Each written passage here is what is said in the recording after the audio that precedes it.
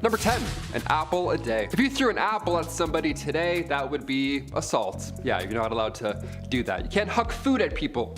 Now, then, ever. Let's just not do that anymore. But in ancient Greek days, it was a little different, dare I say. The apple, back then, had quite the symbolism attached to it. The apple was sacred to Aphrodite. This was a symbol for the goddess of love. So, to throw an apple at somebody, that meant you were throwing your heart at them, right? How romantic is that? Just a nice apple with bugs in it. You're like, here you go, there's lunch. Ancient flirting, my friend.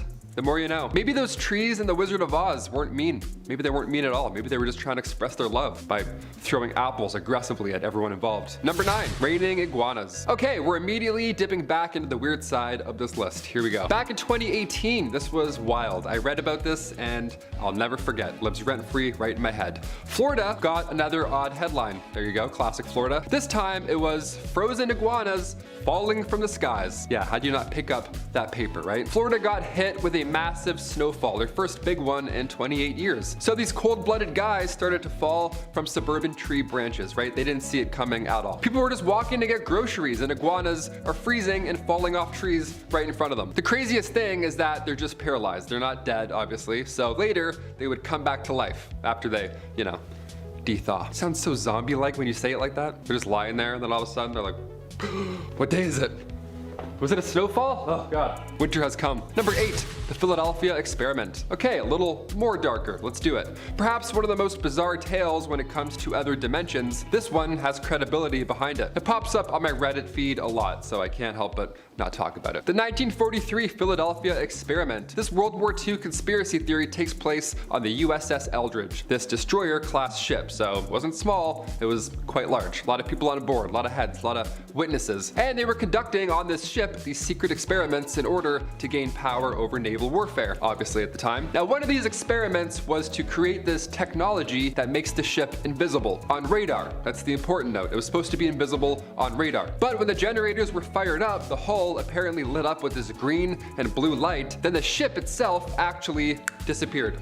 Invisible in real life, not just on radar. Boom, gone, just like that. It was then seen at a naval shipyard in Virginia before the same thing happened again, and then it appeared back at Philadelphia. Now this sounds a bit intense, but when you hear about the crew on board, it only gets worse. Some went mad after the dimensional dip, of course, while others had physical effects from this cosmic commute. Yeah, some haunting details in that one. Some body parts that got mixed up with, yeah, I can't even talk about it. You get it. If you've seen the Cloverfield paradox, it's kind of like that. Some blooping and blipping, and then some arms getting stuck in some walls. There we go. Number 7, Ellen Shannon. Heading over to the late 1800s for this one. I gotta warn you, it's of course pretty dark. In 1870, we obviously didn't have the same safety requirements as we do today for anything, like at all. For example, if you wanted to read before bed, you didn't have a Kindle or an iPad. Hell, you didn't even have a nightlight, but you did have a kerosene lamp. Always coming in handy, those kerosene lamps. See, Ellen had used R.E. Danforth's non-reactive burning fluid. And dare I say, the obvious happened. The fluid reacted. Yeah, her tomb in Pennsylvania reads, in memory of Ellen Shannon, aged 26 years old, who was fatally burned March 21st, 1870, by the reaction of a lamp filled with R.E. Danforth's non-reactive burning fluid. Yeah, they just called him out right there, right in public on the actual tomb. I gotta say, I agree with that. That's cool. If some idiot's gonna cause your horrible demise, yeah, roast them. Let people know. Let people know who's responsible. That's like Twitter nowadays, you know what I mean? It's like, yeah, this so-and-so is an asshole. Send tweet. Boop. It's there forever. Number 6, military dolphins. Yep, I said military dolphins. Here we are, we're almost halfway through our list. We'll get a little more weird now. Iran has plenty of nuclear capabilities, but they also have trained dolphins now too, so, good game, folks. Back in 2000, Iran bought this fleet of trained dolphins from Russia. Just Russians doing things. But they were trained, supposedly by the Soviet Union, to attack ships, and yes, you guessed it, attack people. We have Navy SEALs and military dolphins. Is this Aquaman 2? What's happening right now? Well, recently, and I mean that as in 2018 recent, satellite photos revealed a Russian naval base in Syria with pens that are commonly used for holding dolphins. Yeah, so these dolphins are active, perhaps, right now.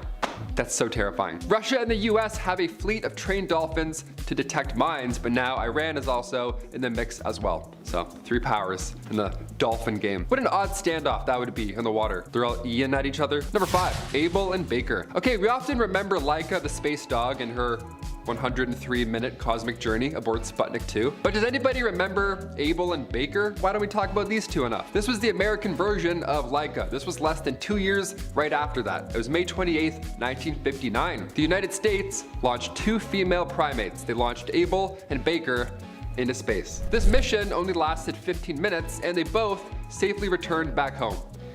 That's wild to me. The monkeys weren't injured from the cosmic commute at all. A radio message came in shortly right after they splashed down in the Atlantic, and the message said, "No injuries or other difficulties." Thank the Lord, we love that. Abel and Baker, perfect, as they said. I don't think we can blast any more primates into space going 10,000 miles an hour anymore, but it's wild to me that we did this ever. This is insane. A human had to strap in a chimp into a rocket ship and be like, all right, see ya. And then, that's insane. Grown adults had to do that. That's insane. Abel sadly passed away shortly after the flight. Nothing to do with the actual flight itself, just timing. Meanwhile, Baker, she got famous. She was getting 150 fan letters a day. Imagine if she had Twitter. Oh, be wild. These ladies are icons. Never mind Laika, okay? Hit that thumbs up for Abel and then subscribe for Baker. They went in space. That's crazy. Number 4, Asteroid Redirection. Speaking of space, this one has Michael Bay written all over it. I can't wait. I'm pretty excited for this project. I can't even catch a baseball with my hands. You're telling me NASA is gonna catch an asteroid hurling through space? This is the future. We've arrived. NASA landing on an asteroid is one thing. Sure, that's, you know, a Michael Bay movie. But their asteroid redirection mission, that's a whole nother level. This coming Monday, as in like 4 days from now, I don't know, NASA is gonna broadcast its first attempt to modify the orbit of an asteroid, hurling through space. This is real life. And before you start to panic, no, there's no way any debris can hit the Earth after said test. But if an asteroid was coming for Earth, well, now we have a backup plan to hopefully, ideally, save the human race and the planet. That would be helpful. That's always handy. The planetary defense team is using a craft called DART, just sending a dart out there. You got a dart? Awesome. Double asteroid redirection test, DART, which will ideally target the asteroid Dimorphos and then altering its orbit. And we can tune in live to watch the whole thing on Monday, because that's where we're at in the future. We can just tune in live and watch Jake Paul fight someone or watch an asteroid get blasted off of its course. How are you spending your afternoon this Monday? Number 3, mass extinctions. Are we part of the 6th extinction? I mean, we're talking about asteroids getting blasted away from Earth. It kind of feels like it. It kind of feels like something's nearing us. It's happening right now, isn't it? We lose thousands of species every year. And when looking in the past, sure, asteroids and ice ages, they've all caused these massive extinction level events, of course. But after humans invented the wheel and discovered fire and, you know, became the worst things ever to exist, things started to change naturally. In the 1800s, industrialization drove up extinction rates and continues to do so, obviously. We're not helping the planet by any means. And according to Elizabeth Colbert, across the world, scientists every day are monitoring what could be the largest extinction event since the dinosaurs. Right now. It's happening right now. The way human beings interact with the environment and affect biodiversity, it could be more deadly than an asteroid hitting the Earth. That's a fun, scary fact. Okay. With an ever-climbing list of endangered species, Colbert and the world ask the question, is it too late to change it? Kind of feels like it's too late. Okay, let's move on to something a little more lighter so we don't feel like complete trash. Deal? Deal. Number 2, relaxative. Okay, so right off the bat, the Victorian era was a little messy. I'm sure you've figured this out by now, but these messy illnesses were putting a lot of pressure on medical practitioners back in the Victorian day, so they were desperate for new treatments. Sometimes I laugh at Victorian medical treatments, but they tried. And they also achieved many medical breakthroughs, one that I saved for number 1. But when it came to handling chickenpox in the Victorian era, that wasn't our finest hour. No, we didn't figure that one out, I don't think, right off the bat. Chickenpox in the Victorian era was being treated by using laxatives. Yeah, just let that sink in for a second. I have chickenpox. What should I do, doc? Just go take a shit. Or 6, I don't know, might help. Yeah, folks would slam some castor oil and then, ready for this? They would get even more sick. Yeah, who would have thought, right? You thought you were uncomfortable before. Well, not even close. Not every answer was a solution in the Victorian era. But this one was. And finally, number 1, the discovery of penicillin. Thank God this one happened. We'll still talk about this one because it's A really good one. Sometimes miracles happen when nobody is in the room or no one's looking. That's ideally the best time. Alexander Fleming discovered penicillin back in 1928. Now at the time he was actually studying Staphylococcus, which is bacteria that causes infections and boils and all that nasty stuff. But right before Alexander left for a well-earned 2-week vacation, he left a petri dish with some of that Staphylococcus right there on the table, just sitting there. Rather than, store it away in an incubator, he just accidentally left it out. Now during this time off, a penicillium mold, the spore just drifted in there, either through a window or up the lab stairwell, some Horton Hears a Who type commute. It drifted in there, and the temperatures of the room and the lack of one Alexander Fleming allowed for the mold to fight back. And then miracles literally happened. It then prevented that bacteria from growing anymore. So he returned and discovered this antibacterial substance was only produced by strains of penicillium. So now we have a solution that isn't a laxative. You know what I mean? Now we have some things that help us out medicinally. Number 10, let's start out setting the scene. So rather than rank the least to worst aspects of this year, let's set the scene of how this became the worst year. Prior to 536, the early 500s were in some pretty heavy transitions. The Western Roman Empire had fallen to German invaders, and the Eastern sect would soon follow suit. The Middle East was divided between the Byzantine and the Persian empires. China's influence continued to spread through East Asia, Japan, Korea, and Vietnam. Even though it was experiencing a weak point, China was divided into both North and South territories, and they were constantly at odds with each other. Africa, however, was developing trade routes through the Sahara, and a powerful new kingdom was arising in Ethiopia. They wouldn't be heavily affected by this, but part of them would be. Peasants throughout Europe were used to the tradition of harvest seasons being reliable until one day all this movement and all this growth stopped. Number 9, the mist. A mysterious mist rolled in over Europe, clouding the sky in darkness. With the mist, a century of darkness would fall. Literally sounds like the setting of a Stephen King novel. Byzantine historian Procopius wrote about a portent that took place that year and said this, and I quote, "For the sun gave forth its light without brightness, like the moon during this whole year, and it seemed exceedingly like the sun in eclipse. For the beams it shed were not clear, nor such as it accustomed to shed. And from the time when this thing happened, men were free neither from war, nor pestilence, nor any other thing leading to death. The sun was eclipsed for 18 months. For 3 hours in the morning it would give light, but a light that resembled neither day nor night." Unquote. Other sources describe a cloud or dust veil that darkened the sky. Now, why did this happen? Here we are at number 8, eruption. Now, what on earth could have caused such a mysterious cloud of depression to seize the land? Well, after centuries of mystery, scientists have finally discovered what happened. It was a massive volcanic eruption that took place in Iceland. A professor of medieval history at Harvard University, Michael McCormick, led a study of a Swiss glacier which led to the discovery. Evidence of volcanic matter in the glacier proved that it was indeed a massive eruption that caused it. The ash from the eruption likely led to a fog that caused an 18-month period of darkness. It was so vast it spread across all of Europe, the Middle East, and portions of Asia. Number 7, climate impact. This period of ominous and unexplained darkness led to serious negative transformations. A Roman politician by the name of Cassiodorus wrote that the sun looks bluish and that the moon had no luster. The seasons also seemed to be jumbled together into one. No summer, no spring, just a long, ever gloomy middle winter kind of thing.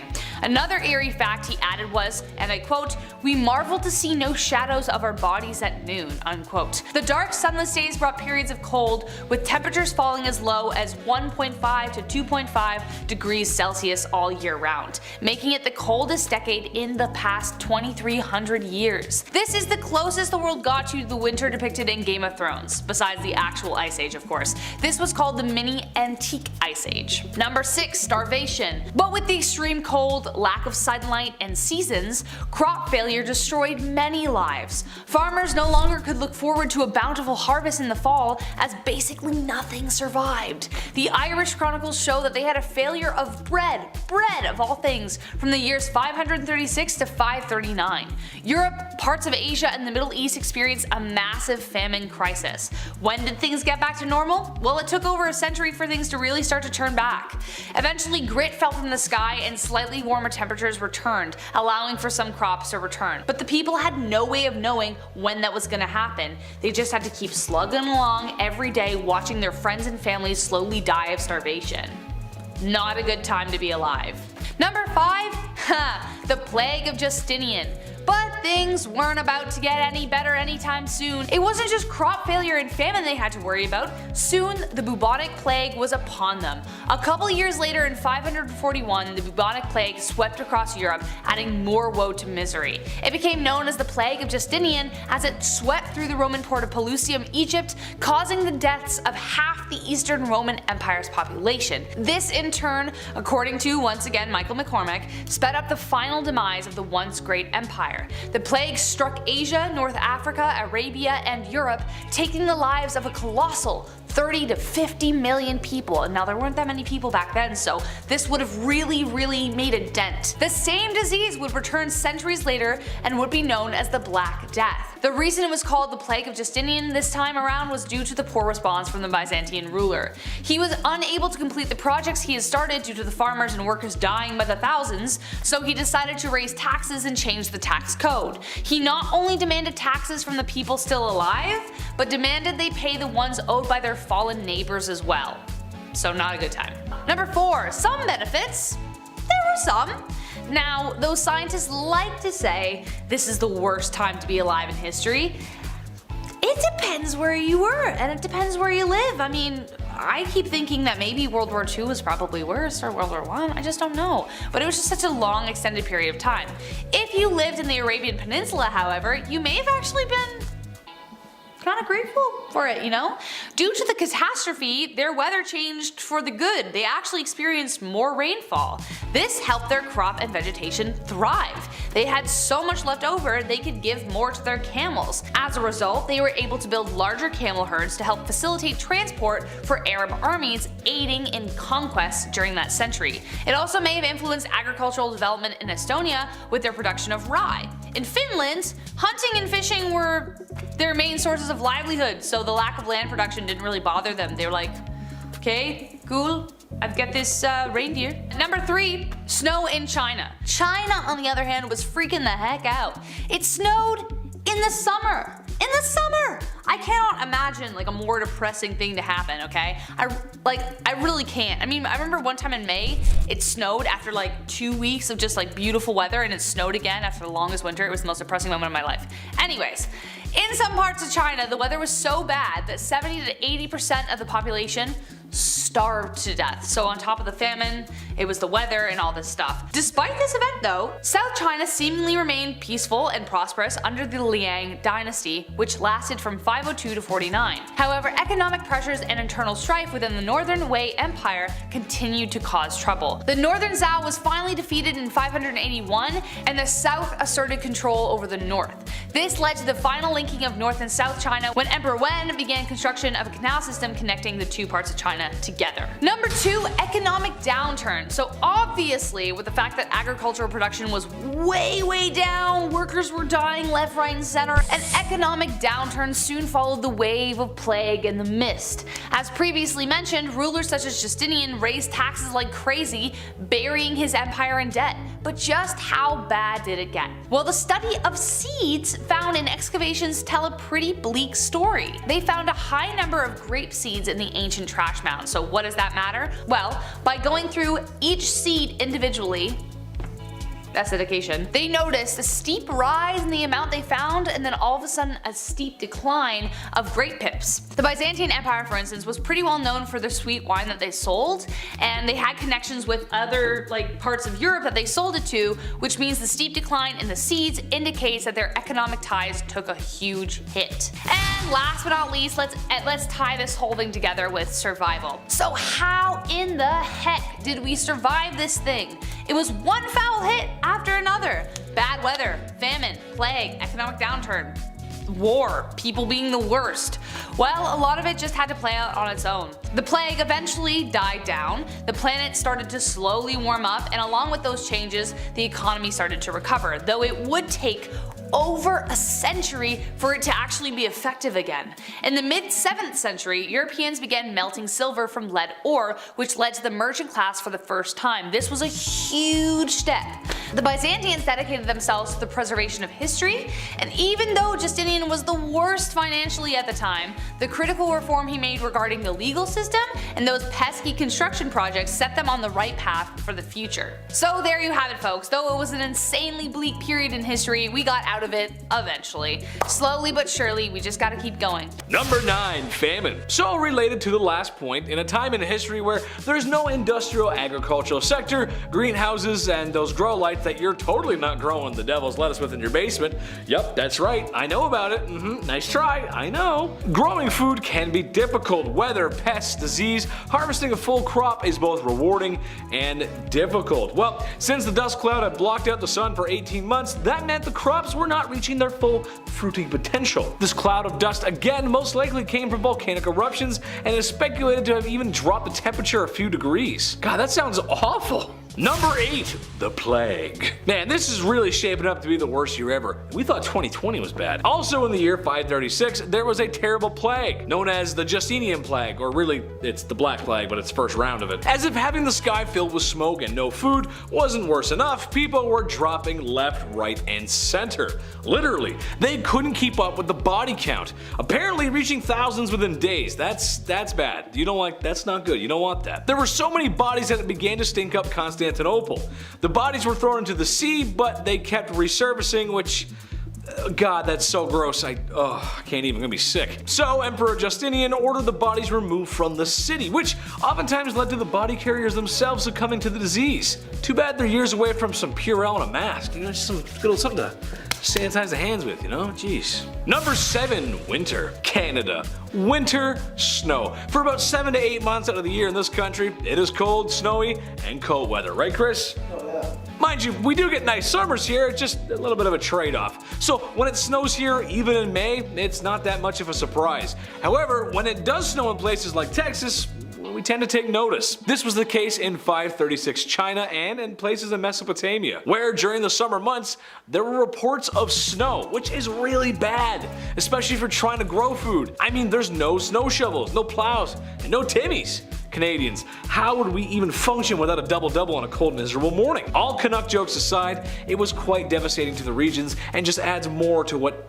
really must be the worst year ever. Number 6. Time to get oot. I am many things. Canadian, moderately funny, and a second-rate John Candy or Chris Farley. I love them both, but it depends where you're from. If you're Canadian, it's John Candy. If you're American, it's probably Chris Farley. What I'm not is a quitter. I'm a soldier, a fighter, a trooper, and I hustle my bustle, partner. I'm not shy to turn away from a challenge, and I strive to figure it out. Now, that doesn't mean I'm not afraid to throw in the towel. Sometimes you gotta know when to pull back, reassess, and most importantly, come back. If you come back, you never really quit, did you? If you come back, you're good. Take for an example some towns in central and eastern Sweden during 536 who abandoned their towns. No one is really sure why, but these towns were abandoned, obviously. Not that it's easy to run a town, because trust me, I play city builders, I would know, but it's speculated that already cool temperatures could have been made worse by the volcanic ash that covered the sky. Ooh yeah, you wouldn't want cold temperatures getting worse back then.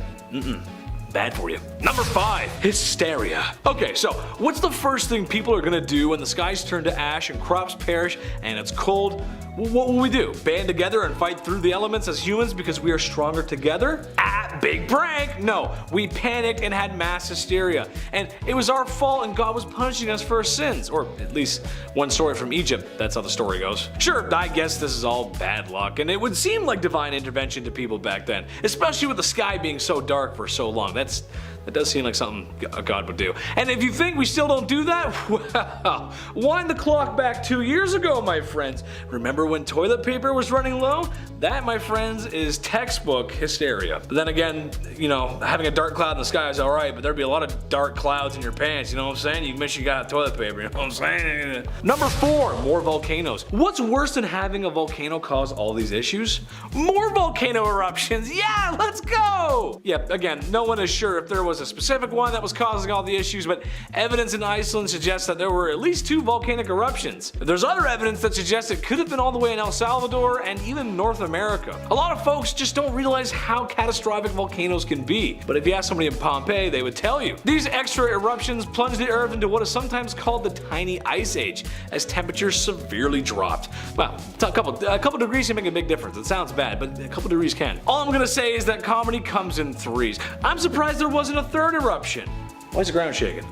Number 3, Romulus Follis. 536. This awful, no good, very bad year likely sealed the fate of the Roman Empire. For a while she had been in decline, and her capital had already moved east. But like a lot of washed up sober music stars of the 80s, it was time for one more tour. One last hurrah to capture glory in a bottle. Well, go ahead and look at the map of Europe right now. I'll give you a second. Go ahead, sure, look at it. You see that? Yeah, there's no Roman Empire, is there? No. That's because the year 536 was full of disease, war, and uprisings. Pesky uprisings. Oh, those are the worst. How's a dictator supposed to rule without those? Come on. In the year 541, an estimated 30% of the Byzantine Empire had perished from the plague. That's not good. You gotta have the population there. That's bad. Number 2, Moche trouble. The Moche were a civilization in what is now Peru. That's right, there were troubles back there too. It's not all just Europe. They were extremely dominant of that area, masters of irrigation and fishermen. They made their food stockpiles big, and they were a force to be reckoned with. Had a pretty decent economy too. Well, due to some weather changes in the area, the water temperature rose. Too much. The fish that the Moche relied on for food and economy were now gone. And when you're a single industry empire and that industry goes away, well, it's gonna hurt. This led to massive starvation in the Moche. Funny enough, all this climate change in the Saudi Arabian Peninsula, I know we're jumping all over the place here, but it was good. The climate was okay. They saw more rainfall, allowing for better crops, which allowed them to bring more camels. More camels means more soldiers. More soldiers means more conquering. It's crazy how it works like that. So I guess it just depends where you live. Number 10, Roman laundry detergent. So my washing machine broke this past week, which was a pain in the neck. Worst thing about it was that it broke in the middle of a load, so I had to wash the rest by hand, which made me glad we have washing machines at all. However, the Romans were a little more simplistic with their methods of cleansing the cloth. Apparently, vessels were set out in the streets of Rome for anyone to just walk up to and relieve themselves into. And once full, they'd be taken down to the local laundromat. From there, workers would mix the vats with water and pour the combo onto their patrons' clothes, proceeding to stamp the clothes until clean? Yeah, sure, clean. Number 9. The Fall of Drusses. In the case of historical poisonings, it's hard to determine whether or not they were actually poisoned or just died from being old. It's usually that they're old. But in the case of Drusus, the evidence was a little bit more clear. See, Drusus Julius Caesar was set to be the heir to Tiberius due to familial relations. His buddy Sejanus would have normally been the one to get the title, but blood is thicker than water. As a result, Sejanus tried to marry his daughter to Drusus' son, but that fell through. Sejanus was still determined to become the heir to Tiberius by whatever means necessary. This led to the two infighting frequently, and Sejanus eventually managed to seduce Drusus' wife, Livilla, who aided him in poisoning her husband, slowly killing him in a way that appeared to be natural, and he got away with it. Sejanus continued to rise to power until his sudden and brutal execution, which was later revealed to be due to someone leaking the truth about his rise to Tiberius. Man, this just needs to be a telenovela. Number 8. Decimation. You've likely heard the term before, used to describe the impact of some tragedy or another. However, the word actually has its roots in the Roman military, though its origin is a little different from how you might imagine. See, as I'm sure you know, the Roman military was infamous for its discipline and strategy. But if you've ever worked in any space with more than 10 people, you know it's hard to keep everyone in line. So how did the Romans do it? Simple. If one squad member screws up, the entire unit gets the punishment. Decimation roughly translates to removal of a tenth. The cohort would be divvied up into 10 groups, and each group would draw lots. The group with the shortest straws were then executed by the other 9 by whatever method was determined by their commander. The 9 of the surviving groups were then made to survive off barley, and if they had to relieve themselves, it would be outside of the camp's security. You know what? Maybe the military life just ain't for me. Number 7. The Crassus Cocktail. I love a good drink at the end of the day. Just getting a little mix here and there, it's just so fun. Ooh, if it's good, man, just caps off a hard day of work. It seems like Crassus was a man of similar taste, a general and a statesman who'd earned the title the richest man in Rome. Dude ran a bunch of wars, serious campaigns, and his last was against the Parthians, primarily because he was just kind of bent out of shape that the other generals were outshining him in the field. Unfortunately, Crassus's forces were absolutely slaughtered, and when his son Publius ended up being one of the casualties of war, Crassus went to parley. Negotiations went sour, and he and his entire party were wiped out. Apparently, after such a rough day, the Parthians figured that Crassus could use a little something to take the edge off, so they had him take a sip of molten gold. Fun fact, the melting point of gold is about 1064 degrees Celsius. Yeah, that'll have a kick. Number 6. The fall of Emperor Valerian. One of the later emperors of Rome, Valerian rose to power simply and ruled simply. Went to war a few times, killed a bunch of Christians, got beat up by Goths, basic Roman stuff. So when Valerian was captured by Cameo of Shapur I, it boggles the mind why they went as far as they did in making sure that this dude wasn't just defeated, they made sure his entire genetic code wouldn't survive the humiliation he received. First on the menu was for the Shapur to use him as a footstool while mounting their horses. He was then given the Crassus Special, a big old bowl of molten gold right down the gullet, which may or may not have happened while he was simultaneously being alive. His skin was then allegedly stuffed with straw and dyed, hung in the Persian temple for all to see. Seriously, the dude just didn't like Christians. Chill. Number 5. Gaius Valerius Catulus rap battle. Who doesn't love a good beef? Now, Catulus was a major poet, his works moving away from the retelling of classic tales and focusing more on the telling of day-to-day life. The personal nature of his works have lived in the minds of thousands, depicting humor, romance, and the beauty of day-to-day life. However, Catulus was no stranger to critics, 2 of his biggest being another poet, Furius, and Senator Aurelius. Now, constructive critique can be wonderful for artists. After all, it's the only way that you can improve. However, Catulus seemed to take a different view, writing a poem in dedication to his critics. Commonly referred to as Catulus 16, this poem was so filthy that it wasn't fully translated until the 20th century, and even then, several lines were heavily censored in most publications. Want to hear it? Well, it reads... Number 4. Roman birth control. Romans were...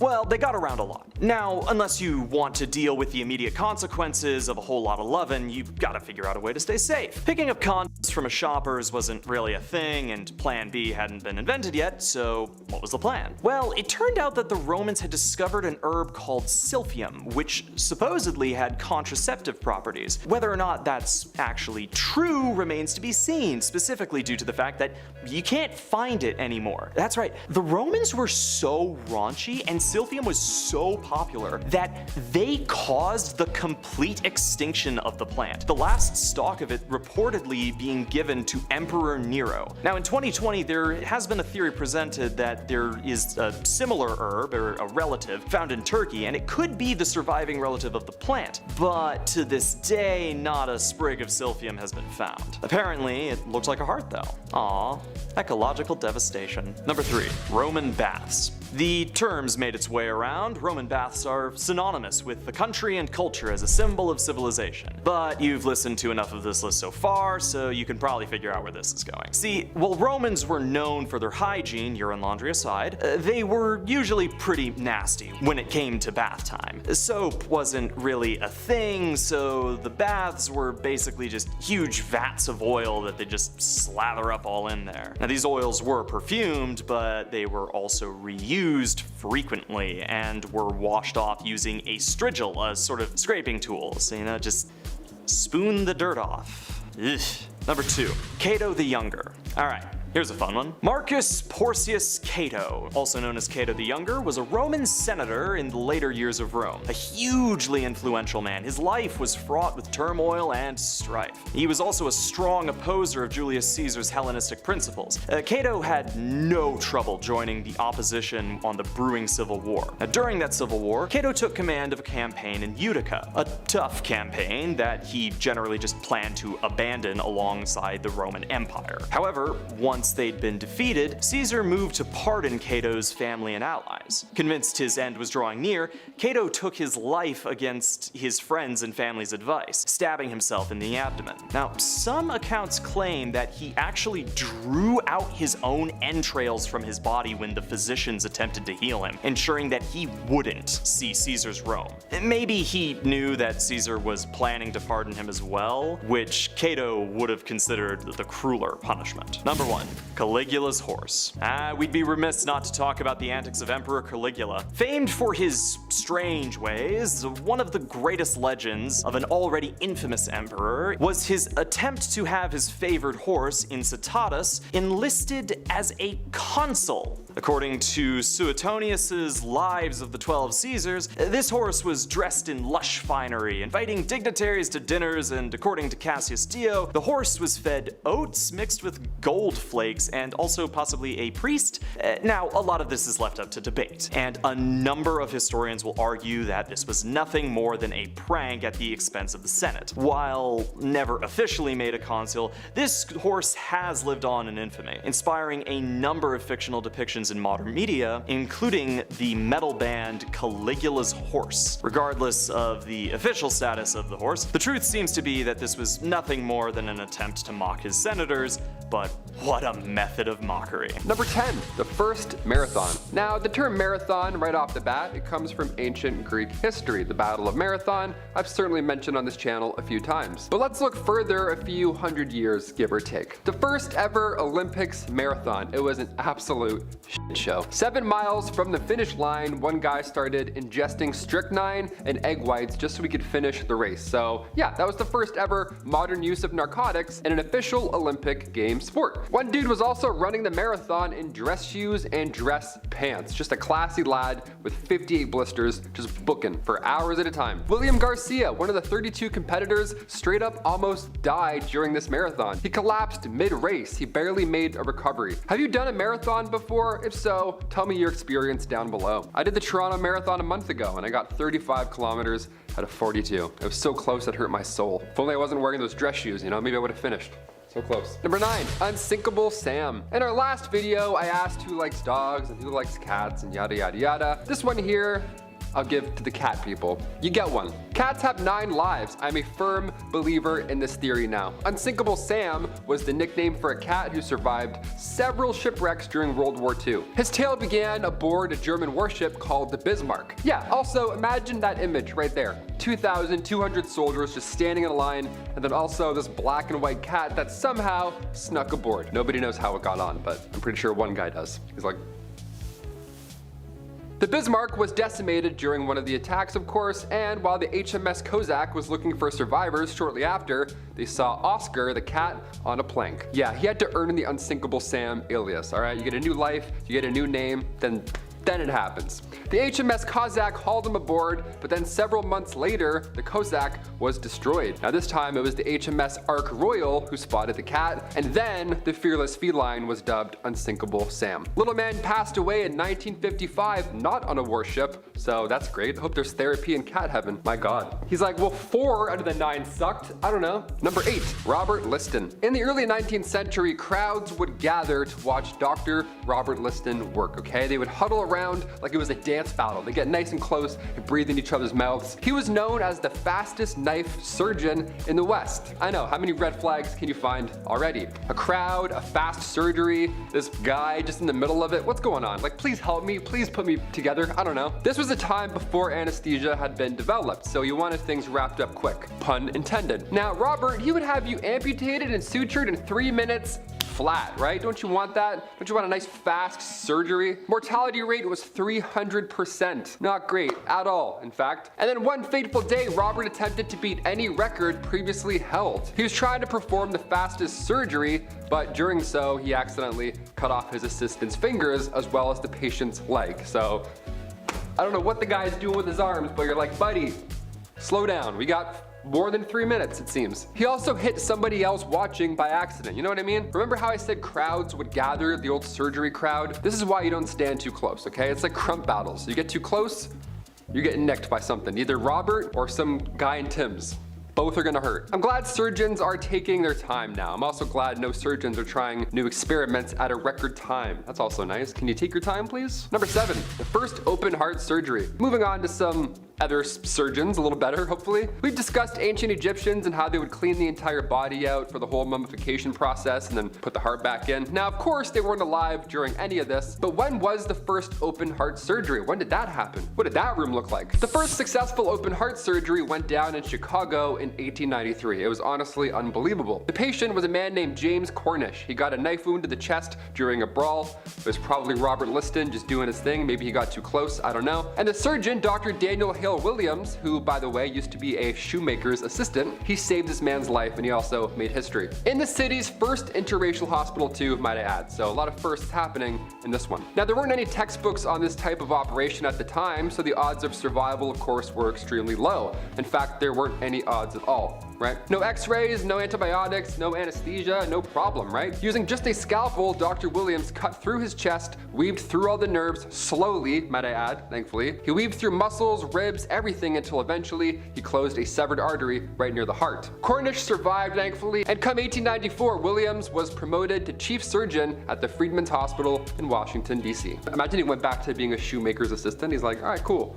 Now I want those shoes. Number 6, the Pfizer Fine. When we think of the name Pfizer now, there's obviously mixed feelings, pun intended. But back in 2009, before they were making cures, they were paying some hefty fines. The world's largest pharmaceutical company had to pay a record-breaking fine. They had to pay $2.3 billion in criminal and civil penalties over unlawful prescription drug promotions. Now included in this mighty slap on the wrist was a $1.2 billion criminal fee. Now if that didn't sound bad enough, in the agreement was also a criminal forfeiture of $105 million. So you're paying and you're also getting more stuff taken away. It's all bad. This was the 4th time Pfizer got charged with this magnitude in a decade. They were on a pretty bad streak. What got them in hot water in the first place is that they would promote their products at resorts, right? They would invite doctors to these meetings, give them golf, massages, whatever. They'd pepper you up nice so that you were Team Pfizer by the end of the trip. And you were all tanned. You looked nice, right? FBI Assistant Director Kevin Perkins says the corporate giant was blatantly violating the law and misleading the public through false marketing claims. Number 5, no birds at the funeral. If you ever want to liven up a funeral, try bringing a parrot. They love to heckle, turns out. Former President Andrew Jackson, he passed away a long time ago. He passed away in 1845. Now, it's important to note that he passed away before his pet did.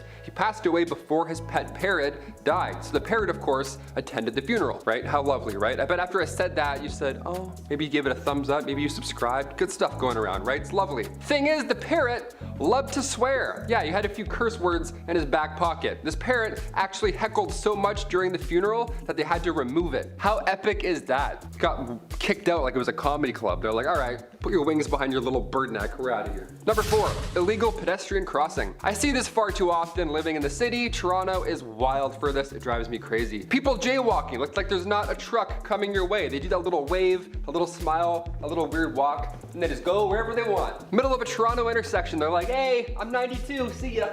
Everyone's slamming their brakes, avoiding them all of a sudden. You're holding up traffic even more. Now, in China, jaywalking, that's a no-go. Article 40 of Beijing's traffic law stipulates that drivers and motor vehicles cannot suddenly stop even if it's at a crosswalk. So yeah, you can't even stop when you're at a crosswalk. You have to wait for cars. So if you're not in a car, you have to wait. You don't get the right of way automatically, like, you know, most of the time. And for drivers, it's forbidden to stop at these crossings. You gotta just keep going. If you do, you're getting a fine. Hopefully just a warning, but possibly a fine for stopping at a crosswalk. How insane is that? Number 3, raining coffee. The sky is falling. Sometimes it's frozen lizards, and sometimes it's bugs. But you know what? Sometimes maybe coffee will fall from the sky. I don't know. Get your mugs ready. We're waking up early tomorrow. I don't know. Back in 1969, a South Carolina factory was busy. The non-dairy creamer, Cremora, was doing great production-wise, but they didn't have the greatest air vents in the factory. All of a sudden, the powder mixture leaked out one day, went into the air, where it then mixed with falling rain, and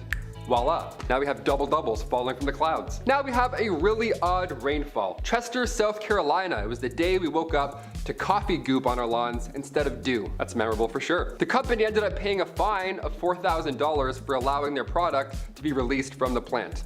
Could have been worse. Could have been a lot worse. Could have been a spider factory. I don't know. First thing I can think of. Number 2, it can't stop all of us. Remember that Area 51 raid that went down back in 2019? Months of planning, gathering heads, planning trips, renting cars, all to get everyone out to Nevada. Everyone was determined to find out the truth about aliens. It was a big raid where everyone planned to overthrow every Area 51 guard. So, did it work? What ended up happening there? I forget. Everyone! We're not here for photos! We're here to rescue the aliens! Rescue! Yeah, okay, it didn't work. Turns out a handful of gamers can't overthrow a government military base. Who knew? Shoot, maybe next time, I don't know. So what was the goal here? 1.5 million people signed up to storm Area 51 in 2019, but this wasn't the first time something like this happened. Back in the 1950s, the public also wanted answers. It was June 17th, 1959, and the Rizzo Evening Gazette published a story with the headline reading, "More flying objects seen in Clark's sky." That's pretty alarming. Then the paper went on to describe how Sergeant Wayne Anderson, a local sheriff, was one of many who spotted what the paper described as an object bright green in color and descending towards the earth at a speed too great to be an airplane. Yeah, I just watched Jordan Peele's Nope. Couldn't have done this list at a better time if you ask me. What did they see? It was green, it was close, was it Optimus Prime just coming to say what's up? I need answers, folks. And finally, number 1, Tombstones Ashore. Here we go, death is calling. Back in 2012, the world thankfully did not end, but if you believed that it was going to, this definitely would have freaked you out. Back in May 2012, 2 friends were on a nice beach walk right on the coast of San Francisco's Ocean Beach. Now, when all of a sudden something that looked like a fridge started to crash through the waves and then onto the shore. Now it turns out it was not a fridge. That would have been lovely. It would have been a nice surprise. Just some fridge goods popping out from 1976. It turns out it was a massive tombstone from the year 1876. It was a little more haunting than a fridge. The tomb originally belonged to Emma Bosworth, and then just 1 month later, another stone was found, this time with a different name. Of course, that'd be weird if it was the same name again. And then another one, and then another one. So what's going on here? The next tombstone belonged to Delia Presby Oliver from 1890, but the condition that they were in also, these tombstones, they looked brand new. You probably expect as I'm describing this that they're all old and broken apart. Nope. They're all pristine, even more haunting, almost. I don't know. These tombstones came from the Laurel Hill Cemetery after it had shut its gates in 1940, so the headstones were then used as a makeshift seawall. If you ask me, that's a little rude. Your uncle's tombstone just covered in barnacles like he's Davy Jones? No thanks. Pop that out, put that back, draw that out. Number 10, surgical souvenirs. You ever go on a trip and you bring back a shell home with you, right? It's pretty cute. A little piece of the ocean to remind you of that time that you got food poisoning in Cancun, right? Love it. Put it on a shelf, hashtag memories. Well, Anubis, the Egyptian god of mummification, he had a similar hobby, it seems. Anubis historically oversaw the embalming process during mummification, which on one hand is probably a pretty sweet job. But Anubis, this ancient wonder that he is, he kept trophies from those that he embalmed. So word spread quickly, Anubis likes body parts, pass it on. And so in turn, for centuries, ancient Egyptians offered pieces of lifeless bodies to Anubis. Yeah, here you go. Hey, anybody want this arm? Here you go, nice catch. Whoever gave him the jackal head, great call. He's a big fan of that. He likes to rock that one every single day. Real ominous and terrifying looking, that jackal head. Number 9,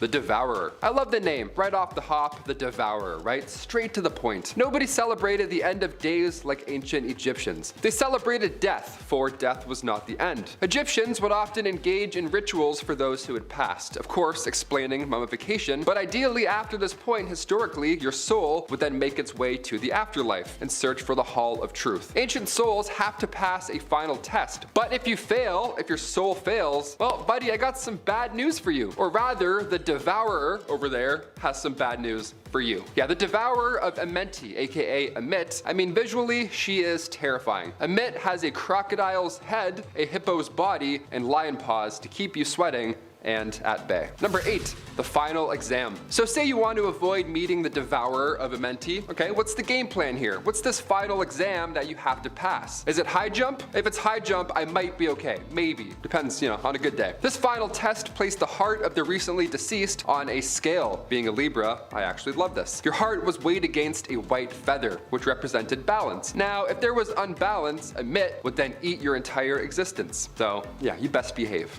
Hit that thumbs up or else, you know.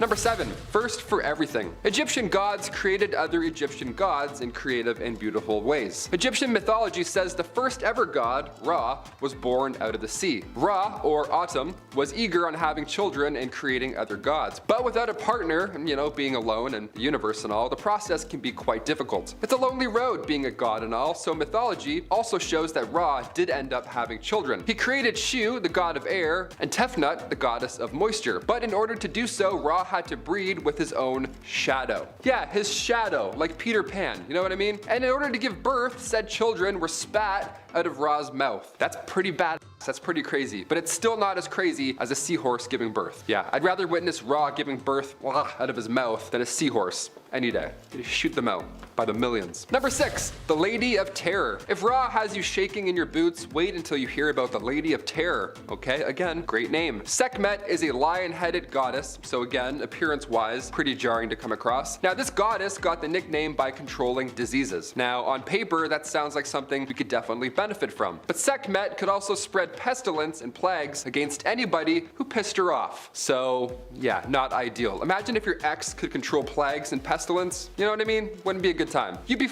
Sekhmet's name is derived from the Egyptian word for power, which is just what you want in your local position. Nice. Number 5, Scarab Worship. Ancient Egyptians worshipped scarabs, aka dung beetles, the ones that roll a poop. Yeah, you know them. When we think of animals in relation to ancient Egyptians, we always go to cats first. But really, it was dung beetles that Egyptians couldn't keep their hands off. They were also known as scarabs back in the day, but Egyptians would observe these scarabs rolling around these balls of dung, and they would roll them along the ground until suddenly each beetle disappeared into their hole. Now, ancient Egyptians compared these patterns to that of the sun, which of course leaves at the end of our day, spoiler alert, and the god Khepri was depicted as a man with a massive scarab as a head. And he was also responsible for rolling the sun across the sky every day. And then, of course, he'd put it back into his little hole. Number 4, sweat perfume. This next one here reminds me of Gwyneth Paltrow's Goop. You ever hear of that? Google that after you're done here. What a ride that is. Here we go. Ra, the Egyptian sun god, he was born from a giant body of water when life first began.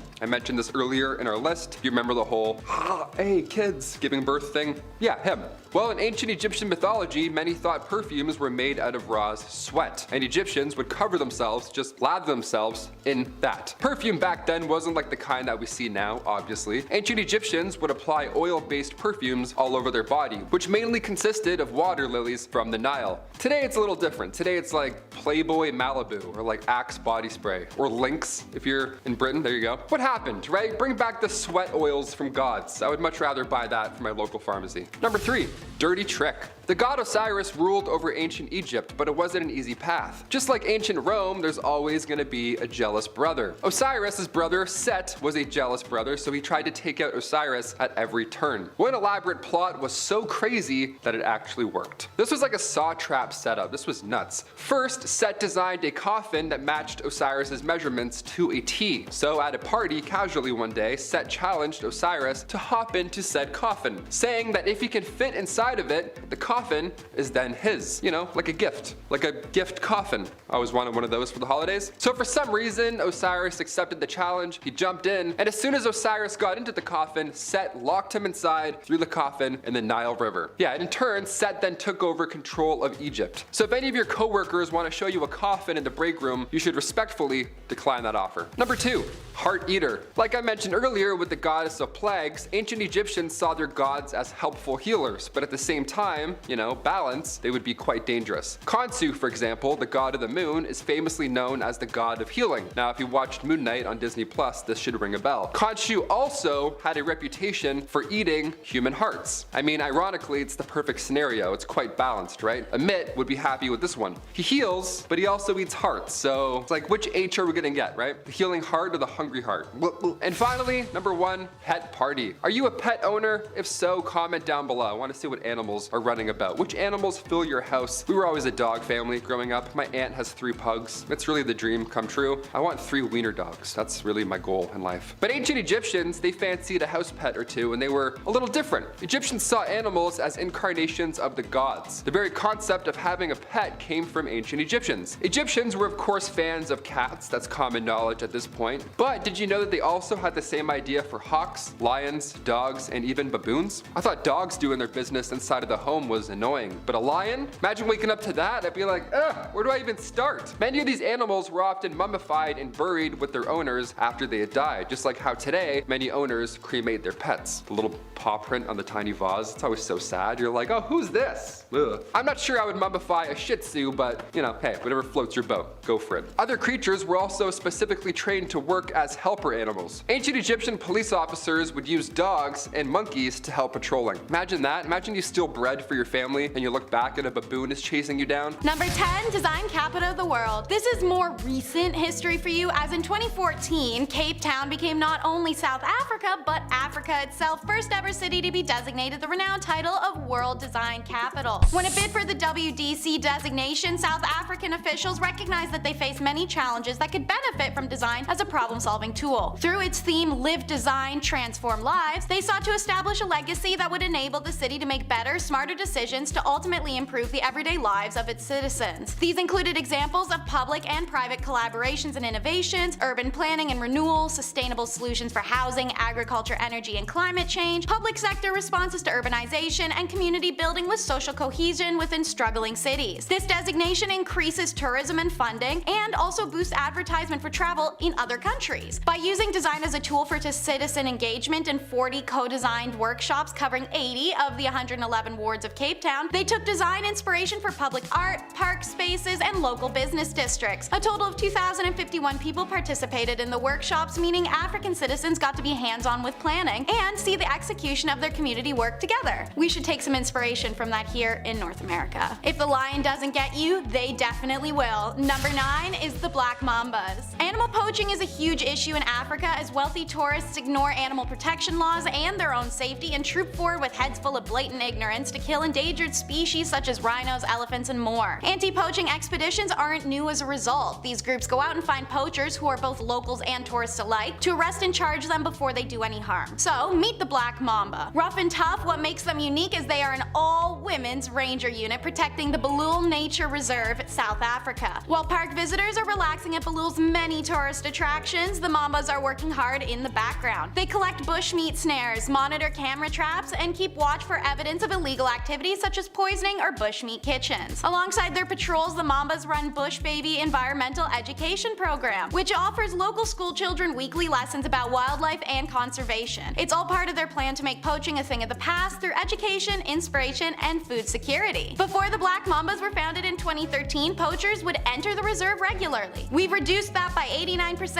and we've received awards from conservation organizations in South Africa, the USA, and China, says Sergeant Cute Moholongo. Number 8 is the creation of Khon City. This ancient Egyptian city, built in 1895 BC, is said to be the world's first ever planned city, rather than a group of inhabitants settling down and more joining the habitation or being birthed into it over time, which is usually the cause of unplanned expansion. No, Khon City was different. Rectangular and walled, the city was divided into 2 parts. One part housed the wealthier inhabitants, such as scribes, officials, and foremen. The other part housed ordinary civilians necessary for the economy. The streets of the western section in particular were straight, laid out on a grid, and crossed each other at right angles. A stone gutter over a ½ meter wide ran down the center of every street, as functional sewers and restrooms, as you'll learn, were mastered by ancient African people. This is a unique thing to have claim over. Not the toilets, but the planned city thing. Houses were built of mud brick and had beamed flat mud roofs, open wooden cords and porticos, and also they had the earliest examples of supporting wooden columns. But the city was actually only a temporary site for the workers building the Alahun Pyramid to live in, so it was abandoned after the pyramids were finished. Another grand creation is number 7, the Great Wall of Benin. That fun little quip is actually in regards to the size of this Nigerian medieval kingdom. It's said to be built on scale comparable to the Great Wall of China, but there wasn't one giant wall at all. There was hundreds of walls, a vast system of defense totaling 10,000 miles in all, considered the largest earthworks in the world carried out prior to the mechanical era. Benin City's planning and design are miraculous too, according to the careful rules of fractal design, which uses symmetry, proportionality, and repetition. The city and its surrounding villages were laid out to form perfect fractals. That was also repeated in the rooms of each house, the house itself, and the cluster of houses in the village in mathematically predictable patterns. Large streets comprised a sprawling series of structures for living, stores, and public buildings interconnected by innumerable doors and passageways, all which were richly decorated with the art that made Benin famous. In the early foreign explorers' written descriptions of Benin City, it portrayed it as a place free of crime and hunger,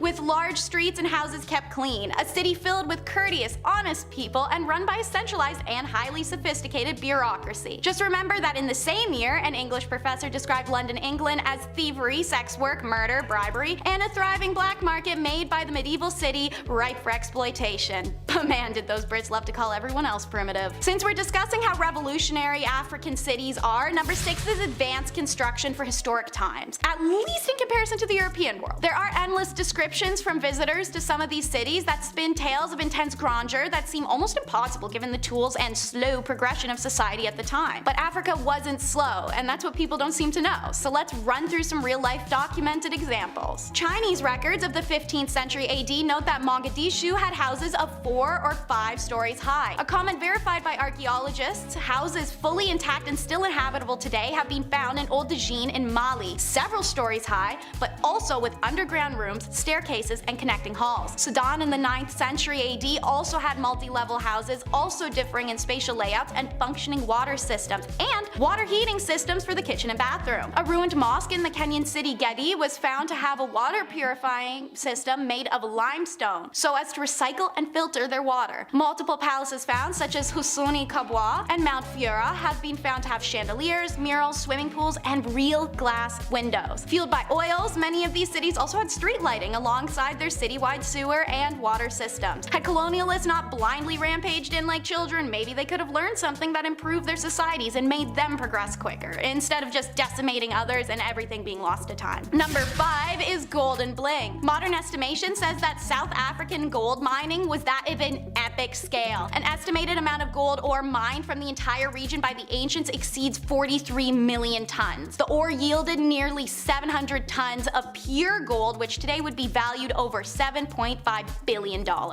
Meanwhile, in West African gold mining, it's estimated 1,500 to 3,500 tons, worth more than 30 billion in today's market.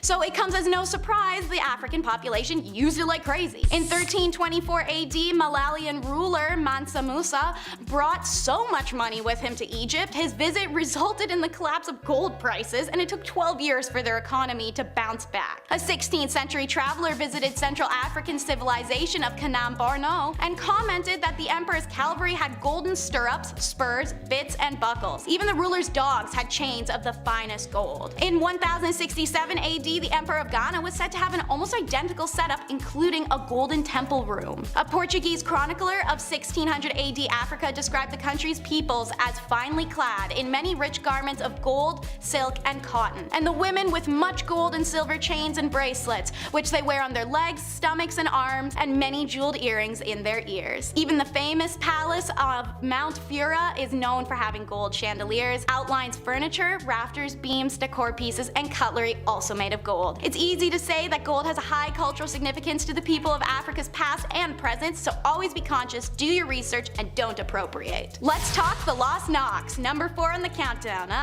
Tongue twister. The Knocks are one of the most mysterious of ancient African civilizations. Located in what's now central Nigeria, the first evidence of their existence was actually an accidental discovery during a mining operation. The initial discovery kind of fell flat for some reason, but when a further trove of artifacts was unburied in 1928, archaeologists finally came rolling in. All we knew was that A, they were super ancient, and B, they made a ton of terracotta heads. Like a lot. They're currently using these terracotta heads to date the time of the Knox existence, which is constantly being revised to be older and older and older. Currently, the assumption is the Knox culture may have been early 1500 BCE, being one of the earliest, if not the earliest civilization in sub-Sahara Africa. Wow. Knox developed smelting techniques which gave them iron tools much earlier than their neighbors that date back to 500 BCE. This technology leap meant that the Knox skipped over the Bronze Age entirely, going from stone to iron. Incredible. Knox artifacts are spread over 50,000 square kilometers, inspiring archaeologists to believe in a potential mass Knox city sitting somewhere beneath or around,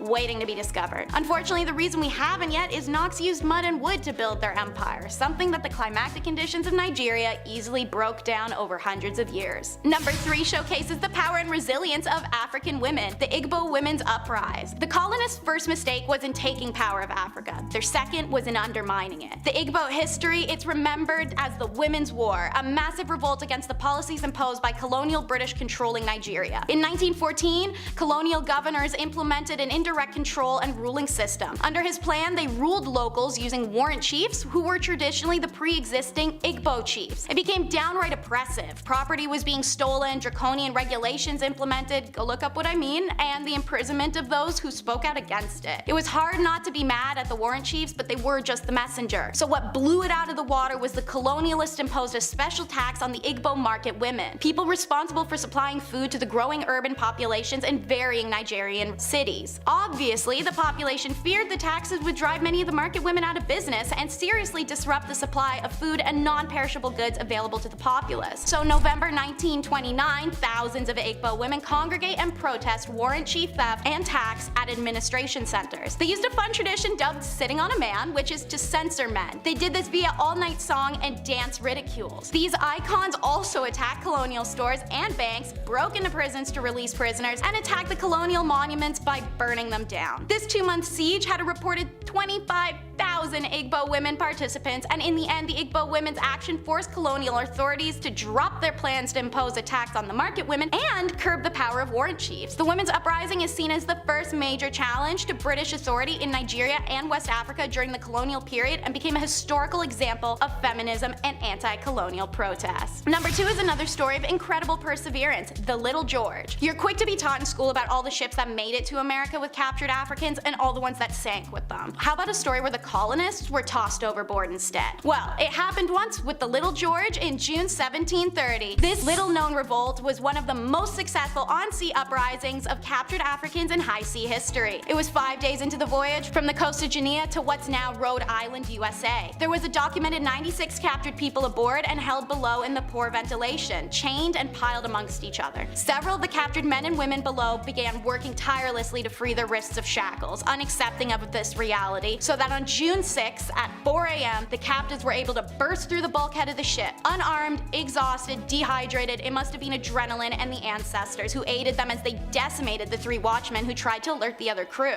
Using a homemade contraption of gunpowder in a glass bottle, other captives threatened to ignite it, something the rest of the crew would realize would blow a hole big enough to sink the ship. So the crew all surrendered. They doubted the Africans would be able, with no sailing or navigation experience, to use the ship and get back home, and ultimately give up to them. No! These guys knew celestial mapping. They turned the ship around and sailed it back to the African continent, surviving off of the rations meant for the crew. It was their turn to starve anyway. After a few days, the Little George reached the mouth of Sierra Leone River, where the Africans and British crew abandoned the ship, leaving the Captain George Scott aboard. Number 1 is origin of man. You're hearing it here first, maybe, but the human race is of African origin. Now, it's important to divide the line. I am not referring to Neanderthals, but rather the subset of human that followed, and is what we are now. Referred to as Homo sapiens sapien, remains found in Omo, Ethiopia are the oldest in the world, dating back to 230,000+ years old, and no older ones have yet to be found. They're titled Omo 1. The remains, they were originally thought to be from a later time period, using endless DNA testing and also the layering of volcanic ash, as well as debris over the remains through different periods. It helped us determine a much older age just last year in 2022. A New York Times article published in March of 1979 documented this discovery on the front page when it first happened, under the title Nubian Monarchy Called the Oldest. As curious readers leafed through, they were able to learn that evidence of the oldest recognizable monarchy in human history, preceding the rise of the earliest Egyptian kings by several generations, has been discovered in artifacts from ancient Nubia. This area is now the territory of northern Sudan and southern modern-day Egypt. This isn't a new theory or fact, however, as it's been long thought that we began in a single East or South African region, which eventually spread into Asia and then into Europe. But it is one left out of a lot of textbooks in school. Starting our list off at number 10, Lake Nyos. We love talking about Pompeii. We can't get enough of it. I'm fascinated. They have a restaurant that's back and open now in Pompeii. It's crazy. Now that's quite the eruption. Historically, that's a bad one. That's pretty scary. But a recent eruption in 1986, well, we don't talk about this one enough. First of all, a limnic eruption is a rare event, so you can sleep not in fear tonight. It occurs when CO2 dissolved in deep water lakes suddenly erupts. Cause yeah, that can happen. Who knew that? That's why I don't like lakes. There you go, right there. These events have only been observed twice, the deadliest being Lake Nyos in 1986. When a limnic eruption occurs, large clouds of CO2 form, which then all of a sudden descend and drop below the oxygen in the air, causing all living things in the vicinity to choke and not survive anymore. In this case, the cloud fell on nearby villages, ultimately causing the deaths of 1,700 people and 3,500 livestock. Number 9, the Spanish flu of 1918. The Spanish flu of 1918. Okay, yeah, this one's probably pretty good. Since we know a little something about plagues now in real life and toilet paper and stress, let's turn the clocks back 95 years when the Spanish flu entered the game. What was it like back then? The Spanish flu, if you didn't know, it was a strain of the H1N1 virus, which we all know as well. And when it hit, it took 50 to 100 million people. Very fast. 4% of the world's population gone. Now, it was recent and it was quite horrible. We couldn't stay home and watch Ozark for that one, so instead, the Spanish flu is said to have spread so violently because of soldiers being in close quarters during World War I. Yeah, again, very different than our plague. Immune systems were shot as is, and you're telling me a plague rolled through while we're in trenches? No way, what a nightmare. But just like that, the virus disappeared. Better treatment, perhaps it mutated into a much weaker strain. Either way, great, stay gone. Get out of here. Go away and stay there, pal. Hit that thumbs up for the Spanish flu not being around. Awesome, we love that. It's a good one to not have. Number 8, the Great Dying. This name's pretty accurate if I'm being honest myself. Scariest environment imaginable. Here we go. Turning the clocks and solar system back 252 million years ago, the Permian Triassic extinction, which for convenience sake we'll call the Great Dying, was and hopefully shall remain the largest extinction event on Earth. The fact that we're even alive right now, watching this video, clicking that thumbs up and subscribing, well, it's all pretty rare, all things considered. This was a butterfly effect triggered by a massive volcanic eruption around the Serbian Traps in Russia. A runaway greenhouse effect was responsible for the loss of 95% of all marine life and 70% of all land animals. So everything, pretty much everything's gone. Temperatures rose as the sea began to absorb large quantities of CO2 from the atmosphere. Mentioned that a little earlier, and that could not be great. And it began turning into carbonic acid, hence all that marine life that didn't make it. Methane hydrate then started to bubble from the ocean surface, which is horrifying to imagine, and it raised the temperature even higher at that point. Now, imagine if this didn't happen. We'd have those scary sharks still swimming around. We're remnants of the surviving 4% of the Great Dying. Yeah, tell all your friends that. I'm gonna add that to my LinkedIn. That sounds not half bad. Yeah, I survived the Great Dying, so yeah. Really good at scooping ice cream. Let's do it. Number 7, Maximilien Robespierre. On July 27th, 1794, French revolutionary Maximilien Robespierre and 21 of his followers were all arrested at the Hotel de Ville in Paris. Now, considering that this was 1794 and we got arrested, what follows is sure to be a public nightmare. The next day, Robespierre and again 21 of his followers were all taken to the Place de Revolution, where they were all executed by guillotine before a cheering crowd. Always a cheering crowd, of course. What else are we doing today? Let's go watch. What history tends to leave out of this part is that Maximilian attempted to take his own life beforehand because he knew his fate was gonna suck with the whole thing. But when he tried to take his own life, he survived and was left instead with a nasty jaw wound. So in Game of Thrones fashion, the executioner, when the time came, ripped the jaw bandage off first, and then he saw the guillotine.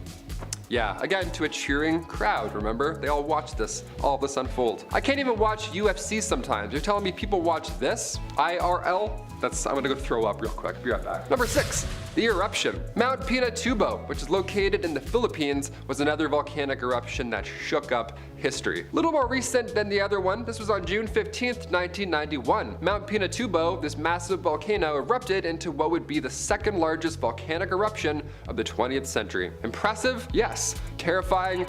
Absolutely. Yep, this is very loud and scary. Activity in the volcano first started on April 2nd, 1991, and these things take a little time to, finish up. So that same year, researchers set up seismographs in the area, and by June, the volcano was having a group of progressively shallower eruptions. And then on June 12th, the volcano had its first spectacular eruption, which sent hot ash 19 kilometers up into the atmosphere, which then rained on down to everything around it, which is the worst thing I can imagine. Additional smaller eruptions continued on June 13th, which then led to some intense seismic activity. And then on June 15th, the volcano once again went off, this time sending a cloud of ash 40 kilometers into the atmosphere. So bye-bye sun for a little bit. This one's gonna linger. Number 5, the Challenger crew. This is a photo that was taken of clearly the very excited Challenger crew right before when they were walking down the ramp ready to head off on their mission. Now, this photo is chilling, but it's nice to see them happy and together. The crew even included, at the time, 37-year-old Kristen McAuliffe, who was a high school social studies teacher. You may remember this, but your parents definitely do. See, she had won a spot on the mission through a program with NASA called the Teacher in Space program, and she had trained diligently for months in order to be the first ever non-military individual in space. On January 28th, 1986, the Challenger mission proved to be faithful just 73 seconds after liftoff. See, 2 rubber O-rings failed because of the cold temperatures that morning, and on live television, the world had to watch as the spacecraft broke apart and then fell into the ocean, sadly taking the lives of everybody on board the craft. Now, I'm not sure if you've watched the documentary on Netflix, but it's a mini-series about this whole thing and it's powerful stuff. It's really emotional. I just finished it and it's moving. Number 4, the core.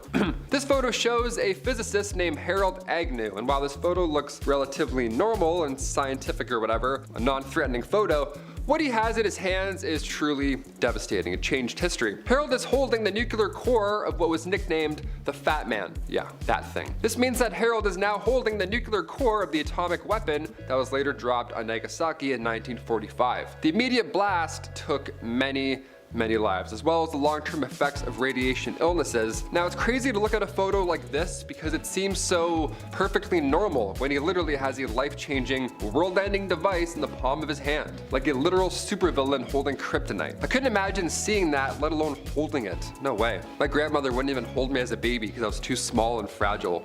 Think she'd hold this? No way. Butterfingers. Butterfingers galore over there. Number 3, the Ball of Burning Men. January 28th, 1393. You are formally invited to a masquerade ball. How fun is that?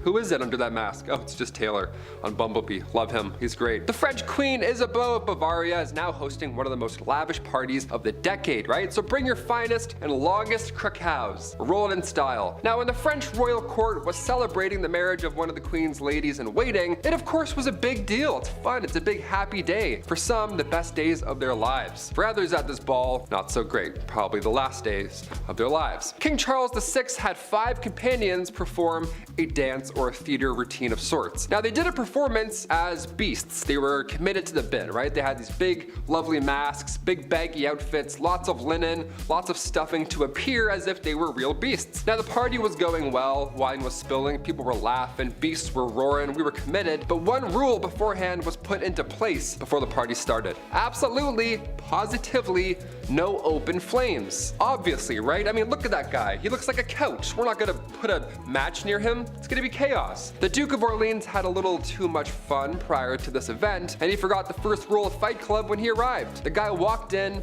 with a lit torch. He wanted to see everyone. Some accounts say he dropped the torch by accident, others say he got too close trying to guess the identity of said beasts. Either way, this tragic event took the lives of 4 people, hence the name Ball of the Burning Men. That's terrible, imagine that, what a gig. Number 2, the Stanford Prison Experiment. One of the most well-known experiments of all time was the Stanford Prison Experiment. It was an attempt to investigate the psychological effects of perceived power, and it worked. A little too well, I'd say. Guards and prisoners were all chosen randomly, from college students to anyone, your neighbor. You had no idea. Nobody really knew just how bad this experiment would end up, so anyone volunteered. Those in power were taking it to an extreme level. It was absolute psychological distress. Some of the prisoners went insane. The whole exercise was abandoned after only 6 days, which is not a short amount of time, but historians say just 6 days because it was intended to last much longer. Now, it's shocking to see the lengths people go after receiving power over another human being. I thought I was evil unplugging my brother's controller and playing, and he wasn't plugged in. This is next level. And finally, number 1, mummified pets. Are you a pet owner? If so, comment down below which animals fill your house. We love that. Olivia and I want to get a dog so bad. I was always a dog guy growing up. My aunt had 3 pugs. It was the dream. I love it. Ancient Egyptians, they fancied a house pet or two. We know this. But Egyptians saw animals as incarnations of the gods, which I do too with my Shih Tzu, of course. The very concept of having a pet came from ancient Egyptians, so thank you. Egyptians were of course fans of cats. That's common knowledge at this point. But did you know they also had the same idea for hawks, lions, dogs, and baboons? Yeah, baboons. That's amazing. Go ask your parents for a baboon as a pet. There you go. I thought dogs doing their business inside was annoying, but a lion? Your arm's gonna be tired scooping that one up. Many of these animals were often mummified and buried with their owners after they had passed, just like how many owners today cremate their pets. I mean, I'm not sure I would mummify a Shih Tzu, but hey, whatever floats your boat, who am I to judge? Other creatures were specially trained to work as helper animals back then. So ancient Egyptian police officers would use dogs and monkeys to help patrolling, then they'd mummify them.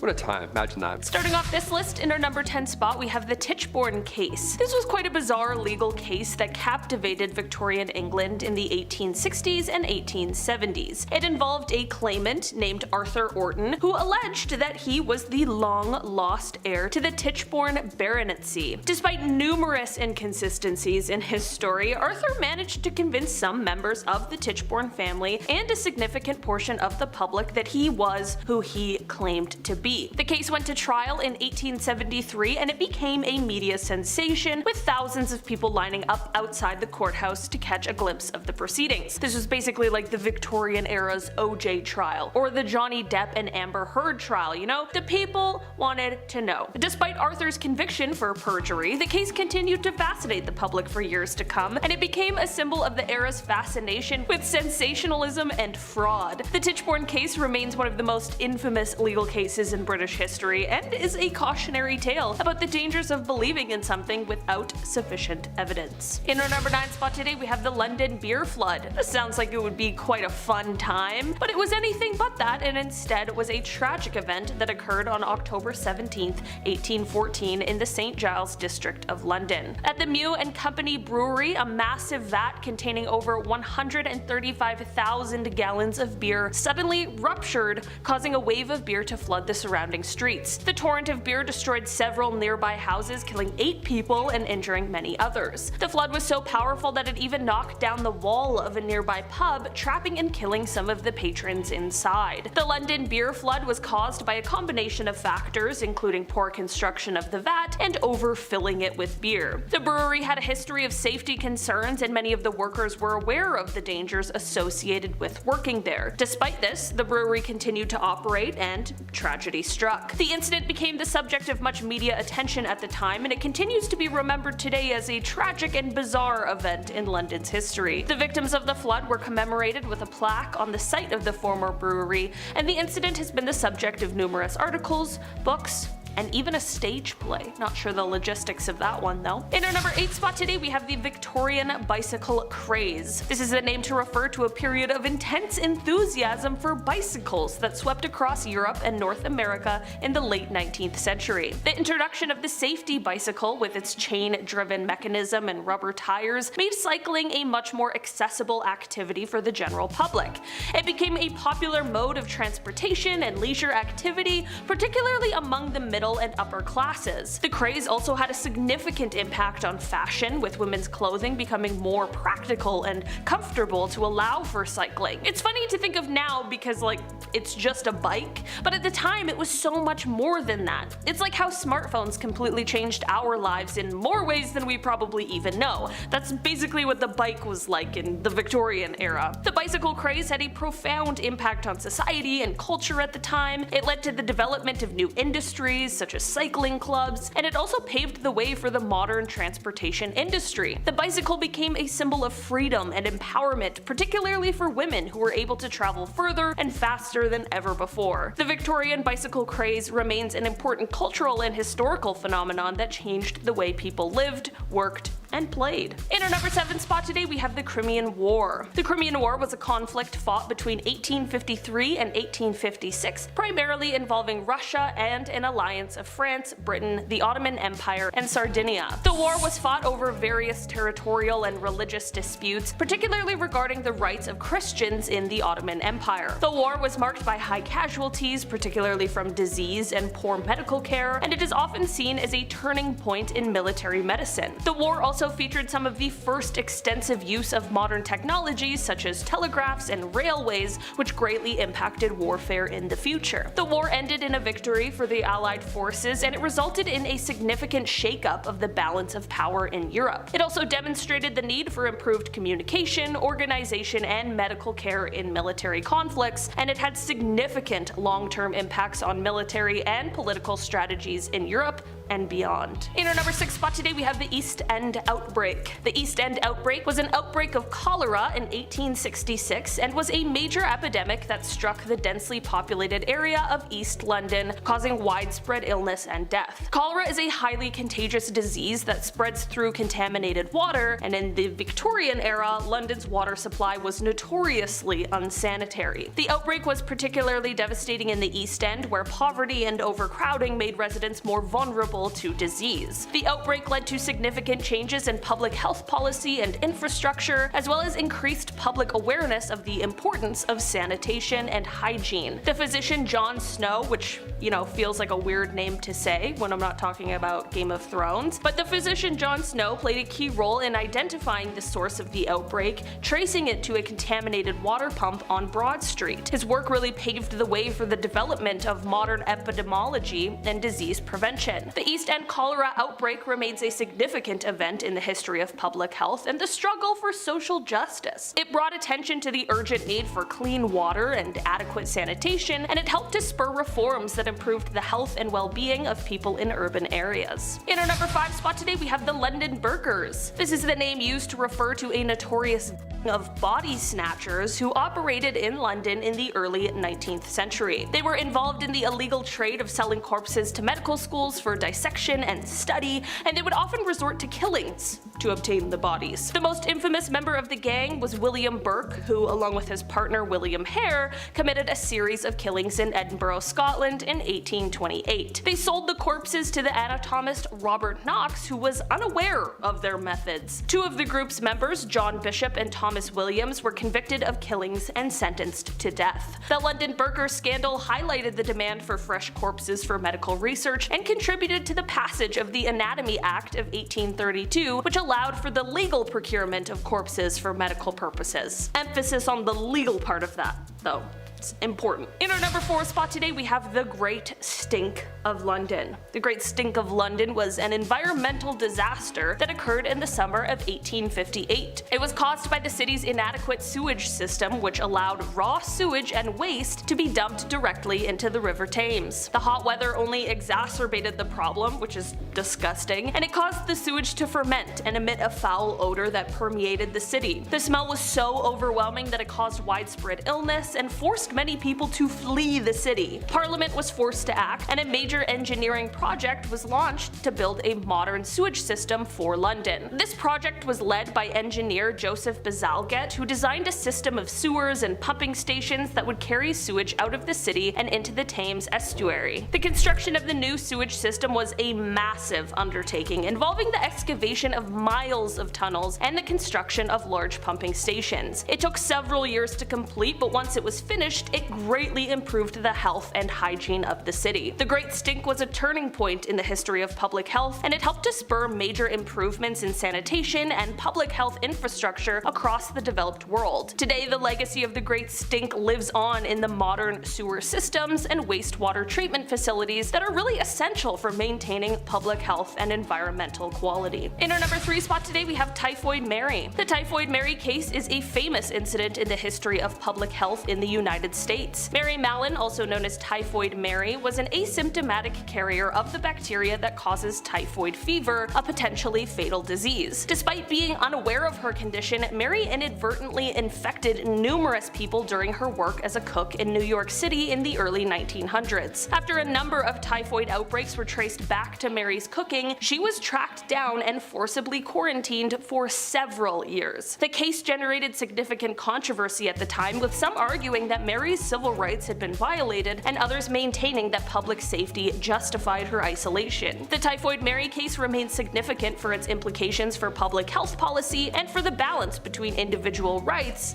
and public safety. In our number 2 spot today, we have the Birmingham riots. These riots took place in 1839, and they were a series of violent clashes that occurred in the city of Birmingham, England. The riots were sparked by tensions between two groups: the Chartists, who were calling for political reform and greater democratic representation, and the authorities who opposed the movement. On July 4th, 1839, a group of Chartists held a rally in Birmingham's Bull Ring, where they were met with opposition from local government agencies. The situation quickly escalated into violence, with protesters and authorities engaging in brutal clashes that lasted for several days. The Birmingham riots of 1839 were significant for their role in the history of the Chartist movement, and it is said that the events of 1839 demonstrated the lengths to which authorities were willing to go to suppress the movement. And finally, in our number 1 spot today, we have the Brown Dog Affair. This was a controversy that arose in the early 20th century in London over the use of animals in medical research. In 1903, a statue of a brown dog was erected in Battersea, which had been used in vivisection experiments by a scientist named William Bayliss. If you're unfamiliar, vivisection is defined as, quote, the practice of performing operations on live animals for the purpose of experimentation or scientific research. While I am all for the advancement of science, I do believe in ethical studies, and this clearly was not that. The statue was intended as a memorial to the countless animals that had been used in medical research, but it was met with outrage from some people. Anti-vivisection groups saw it as a symbol of animal cruelty, while some medical researchers saw it as an attack on their work. In 1907, a group of medical students attacked the statue during a protest, sparking a violent confrontation with anti-vivisection activists. The statue was eventually removed by authorities, but the controversy continued to rage on for many years. The Brown Dog Affair highlighted the deep divisions in society over the use of animals in medical research and contributed to the development of new laws and regulations aimed at protecting animal welfare. Kicking off our list at number 10, the Field of the Cloth of Gold. Way too many words right off the hop. In 1520, King Henry VIII of England, he hosted a lavish birthday celebration for, well, himself, of course, he's a king, obviously, for himself, and a diplomatic summit with King Francis I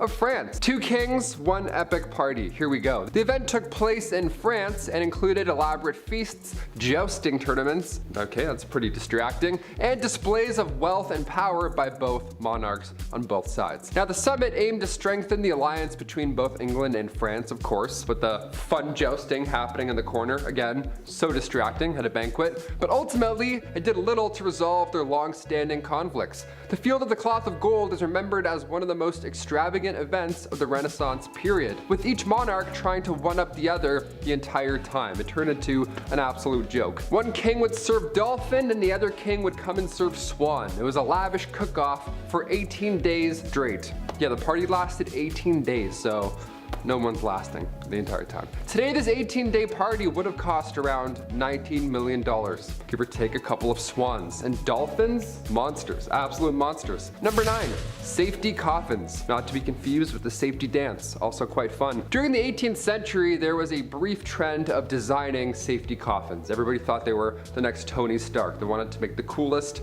coffin. Weird brag. To get a patent on one of these bad boys, this was next level. They were made to prevent people from, being buried alive, but again in style. These coffins were equipped with air tubes, bells, and even escape hatches, which would allow someone who was mistakenly thought to be dead to signal for help or even escape their box of death. Now the thing is, many of these designs were very impractical or ineffective altogether. They were bullshit. These tubes were just a rat highway into your mouth while you were stuck in a coffin. It was horrible. God forbid you actually woke up in a coffin alive. Now you have to watch bugs and rats crawl out of this air tube until you actually did die. Some would say it's even worse than the original issue at hand. That's horrible. I'm itchy just thinking about that. Number 8, Andrew Jackson's pet parrot. I love animals. I had a bird for a hot minute there. Not the best animal in the house, but it's kind of fun. I don't know, he sucked at flying. Andrew Jackson, he was the 7th president of the United States, and he had a pet parrot named Paul.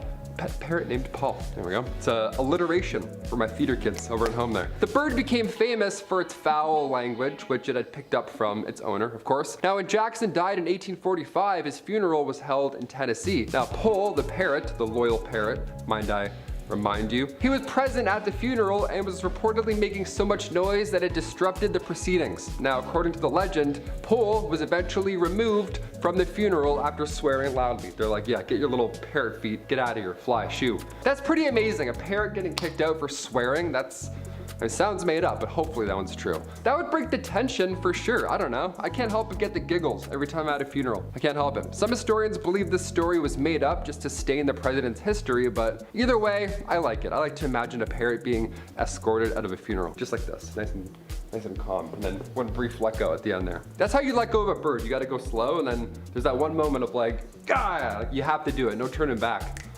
Here he goes, he's gone. Number 7, animal court. Speaking of birds and parrots, these little mouthy things. Animal trials were a real legal practice that emerged in medieval Europe and it lasted all the way until the 18th century, which is way too long for animals to be showing up in court. These trials involved pigs, cows, and even insects. Yeah, a ladybug took the stand and then just flew off at some point. These animals were charged and tried in court. The animals were often accused of crimes such as theft, taking one's life, and sometimes even witchcraft. Yeah, that's amazing. They were usually assigned a lawyer and a legal defense team, and the trials were conducted in the same way as human trials were, which is so funny. Real people had to wake up and go here. I wish I could have been a fly on the wall during one of these hearings. You know, as long as I'm not the fly on the stand, we're all good. The verdicts of animal trials varied, but many animals were found guilty and then sentenced to death by hanging or burning.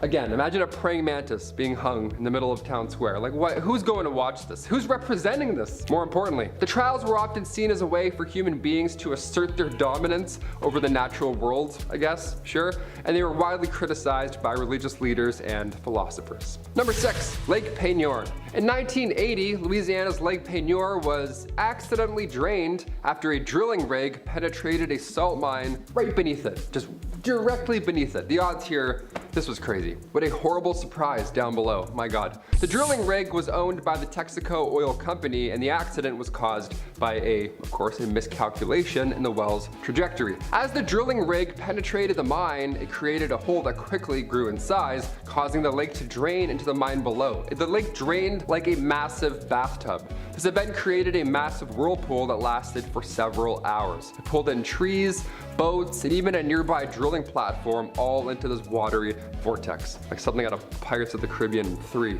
whatever one that was, where the massive whirlpool. It's haunting. It's the worst way to go. Remarkably, no human lives were lost in this disaster, which is so impressive. Today, Lake Peigneur has largely returned to its former state, although this time around it's now much smaller and shallower than it once was. Because, you know, it got drained. How terrifying is that? Number 5, the Great Stink. This one's fucking so funny. Where was this in Peaky Blinders? This would have been a great season. Everyone's just walking around plugging their nose. The Great Stink of London was a major environmental crisis that occurred in the real hot summer of 1858. Now at the time, the River Thames, which flowed through the heart of the city, it was heavily polluted with raw sewage, industrial waste, human shit, animal shit, so much shit. Pretty much everything and all horrible things you can imagine, all in this flowing hot soup of garbage. The hot summer weather made the problem 1,000 times worse, and it caused the river to emit a putrid odor that covered the entire city. It was just a blanket of stink and depression. The stench was so overwhelming that it disrupted business. It caused widespread illness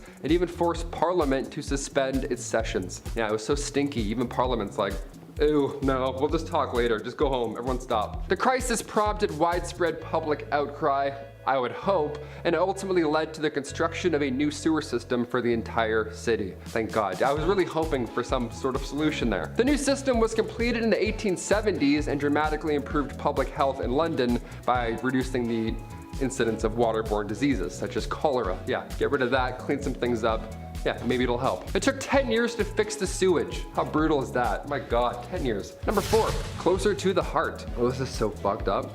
Back in 1822, the poet Mary Shelley, the author of Frankenstein, OG writer, here we go. Well, one of her deep dark secrets was accidentally discovered. I would be haunted by this one if I found this. After the death of her husband, very sad, of course, yes, Mary kept his heart in a silk shroud in her desk. Like his actual real life heart, just wrapped up, little piece of him just tucked in that third shelf down. Just slam it shut, and there we go. The exact reason for this unusual act is not clear, but it's believed that Mary was deeply devoted to her husband and wanted to keep a part of him with her at all times.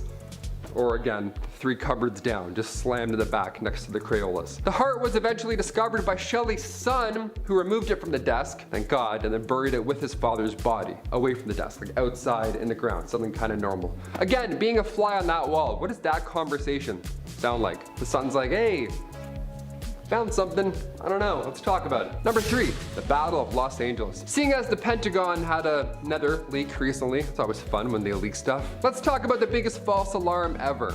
Or was it? The Battle of Los Angeles, otherwise known as the Great Los Angeles Air Raid, happened during World War II, right at the end of February 1942. This event, first of all, it took place only a few months after the Pearl Harbor attacks, so everybody was obviously, immensely stressed out, to say the least. Something like 25 enemy aircraft was spotted flying over Los Angeles in the late hours of February 24th. So at that point, appropriately, air raids blasted off. Blackouts were then put in effect. This was not a drill. Or was it? We don't really know yet. Artillery fire, machine guns, anti-aircraft shells, all blasted off, shot pointed somewhere in the sky, hopefully to hit something. In total, around 1,400 shells were shot off. 2 people had heart attacks because of the noise. 5 people died in total from this retaliation, and it was all apparently a false alarm. A press conference was held by the Secretary of the Navy, Frank Knox, and he called the incident war nerves, and that there was nothing actually flying above. Although now we think it was UFOs, so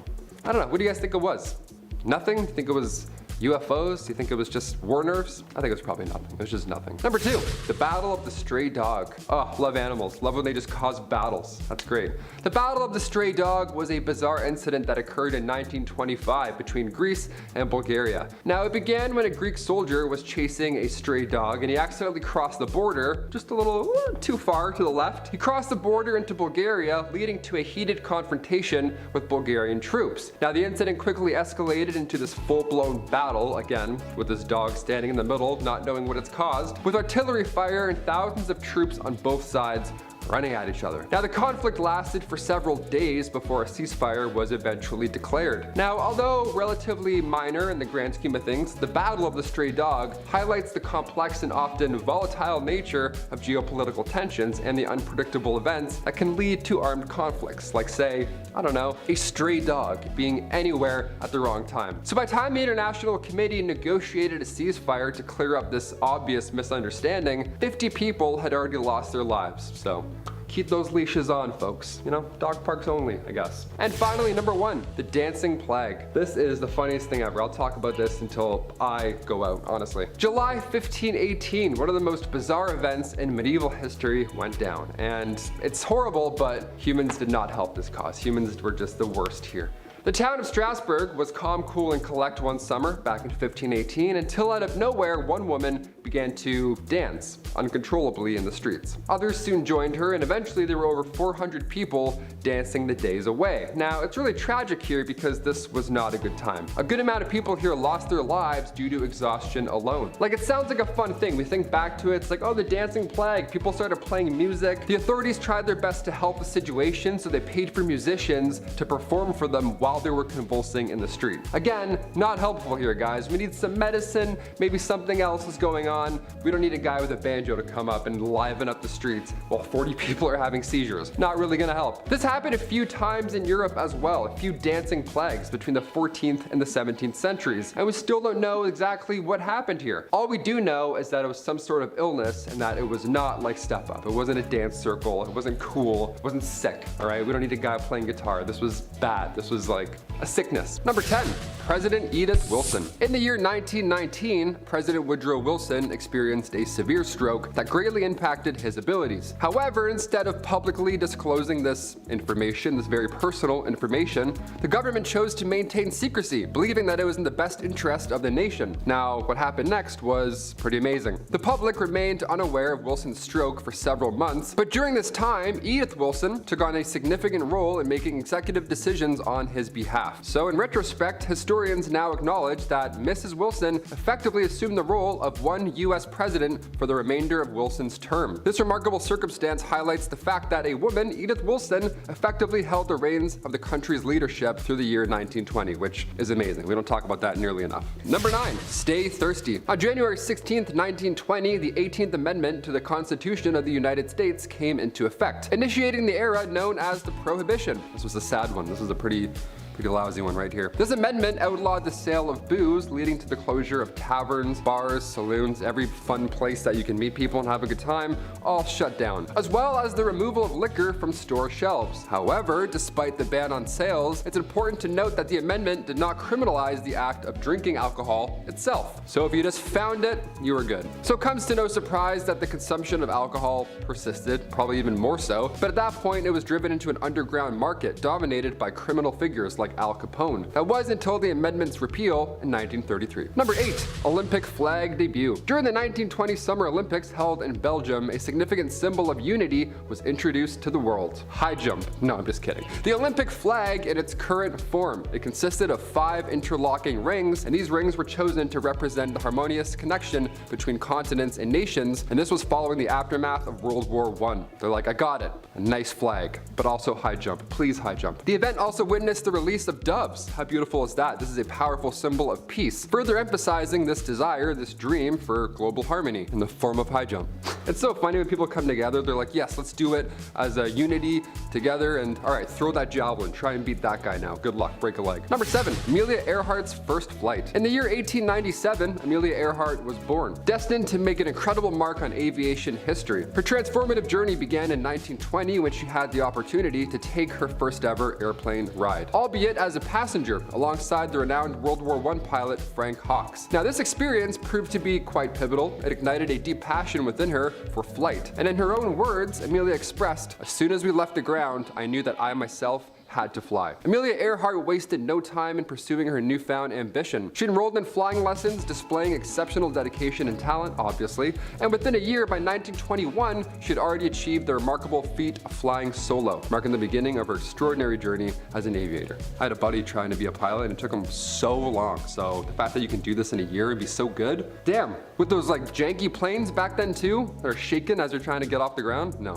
that's incredible. Number 6, Alexander Fleming. In September 1928, Alexander Fleming, already a successful microbiologist at the time, just stumbled upon his greatest discovery entirely by chance. Must be nice. He's like, oh, we changed the world. Look at that. Upon returning to his laboratory after a well-deserved break, he observed some culture plates containing staphylococci that had become contaminated with mold. And to his surprise, he noticed that the area surrounding this mold remained clear, indicating that it possessed a unique effect on said bacteria. Dubbing the strain obtain penicillin, we love that, it's a pretty good one, Fleming and his assistants embarked on a series of tests that would forever revolutionize the field of medicine. I'm like, thank you so much. Thank you, Alexander, for just looking down. That's so great. This accidental finding was hailed as the single greatest achievement in combating diseases, leading to the dawn of the antibiotic age. Again, we love that, especially today. We're like, yes, keep that up. Let's keep that science up, please. Number 5. The sky is the limit. The 1920s witnessed remarkable advancements in aviation, right? As I just explained. Airplanes were becoming a widely accepted mode of transportation, but 2 significant milestones unfolded during this decade, shaping the course of aviation history. The first extraordinary achievement was by Charles Lindbergh, who embarked on an unprecedented solo flight way across the Atlantic Ocean. He flew from New York to Paris, May 1927. The historical feat captured the world's attention, showcasing the potential of aviation for long-distance travel. Also,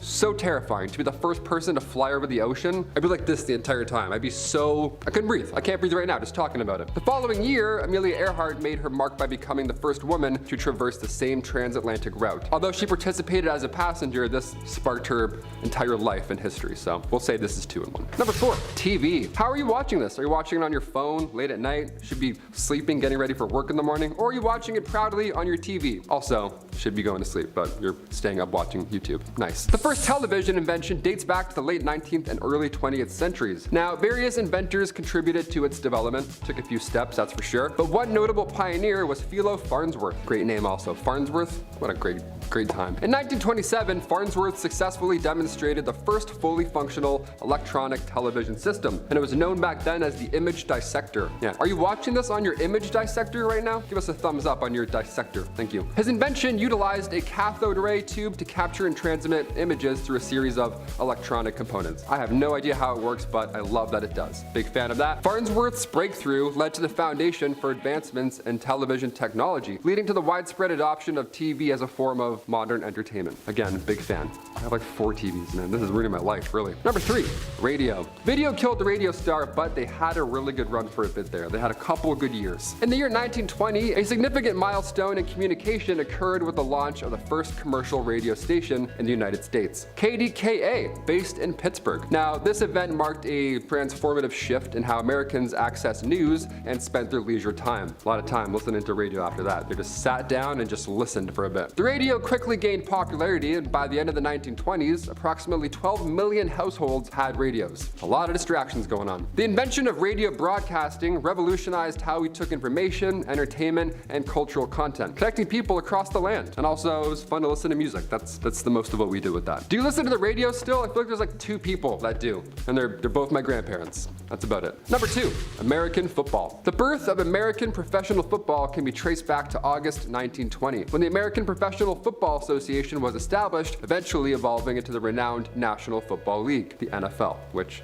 we all, of course, know. The sport itself had originated as a variation of rugby, incorporating elements from the other type of football as well, and then they began gaining popularity in the 1880s. But by the 1910s, football had emerged as a spectator sport. It was bringing in audiences all across the United States. Now it's starting to get real. I have no idea how to play football. I have no idea how to watch football either. I just look at it, I'm like, cool, who's winning? What are they doing? Why aren't they playing? Who's talking? I don't know. They're just throwing things in while they're trying to play. I have no idea. I'm more of a water polo kind of guy. Know what I mean? And finally, number 1, voting rights. Of course. Of course. The journey towards women's voting rights in America was far too long. It culminated in the passing of the 19th Amendment to the US Constitution in 1920, granting women the right to vote, finally. This achievement was the result of decades of activism, protest, and advocacy with the help of suffragettes Susan B. Anthony and Elizabeth Cady Stanton. The suffrage movement gained momentum in the late 19th and early 20th centuries as women fought for their political and social equality. The 19th Amendment marked a significant milestone in American history, of course. It expanded the democratic participation and it advanced gender equality. Cut to 100 years later, we're still working on it somehow, so hopefully we figure it out soon, right? So,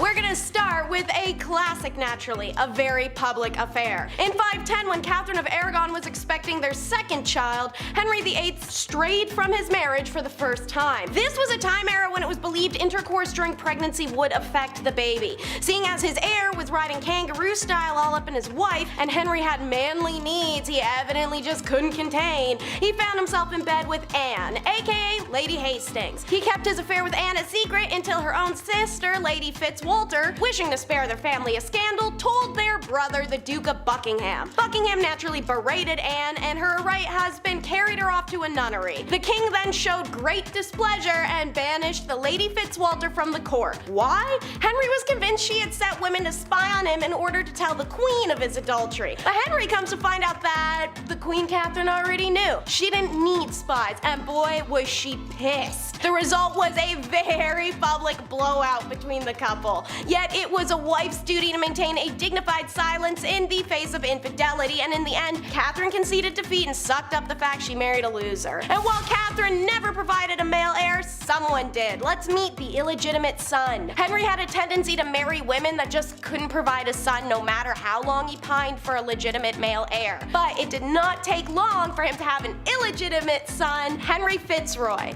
His mother was an attractive girl about the court named Bessie Blount. Surprisingly, the king acknowledged the crap out of this illegitimate heir. On the 18th of June 1525, in a ceremony in London's Grand Bridewell Palace, then 6 years old, Henry Fitzroy was made the Earl of Nottingham and the Duke of both Richmond and Somerset. The right high noble prince, as the youngster was now styled, had become the highest ranking member of English nobility. Henry loved him like his own soul, the Venetian ambassador reported, and as the king himself put it, Fitzroy was my worldly jewel. Historian contemporaries fully believe Fitzroy was being groomed for the throne before his premature death from consumption. There's a decent amount of evidence to uphold this notion, such as the meeting of the Privy Council of June 1536. The Earl of Sussex declared that Fitzroy would make a better choice of a monarch than Mary, as Mary and Elizabeth were both illegitimates as well. As the princess was a bastard as well as the Duke of Richmond, it would be right to prefer the male to the female, the Earl had said, and Henry agreed. One of the most emotive and spectacular paintings to come out of the French Salon depicts the death of the 9-day queen. So, the third scandal in our countdown is the tragic story of Lady Jane Grey, the 9-day queen following the death of Edward II. Jane was the granddaughter of Henry VIII, and at only 17 years old is proclaimed queen in a desperate bid to maintain Protestant rule in England. So, while she wasn't actually technically next in line, Edward, son and successor of Henry VIII, wanted to keep the Protestant line going, so his written will removed his half-sisters, Mary and Elizabeth, from the line on account of their illegitimacy,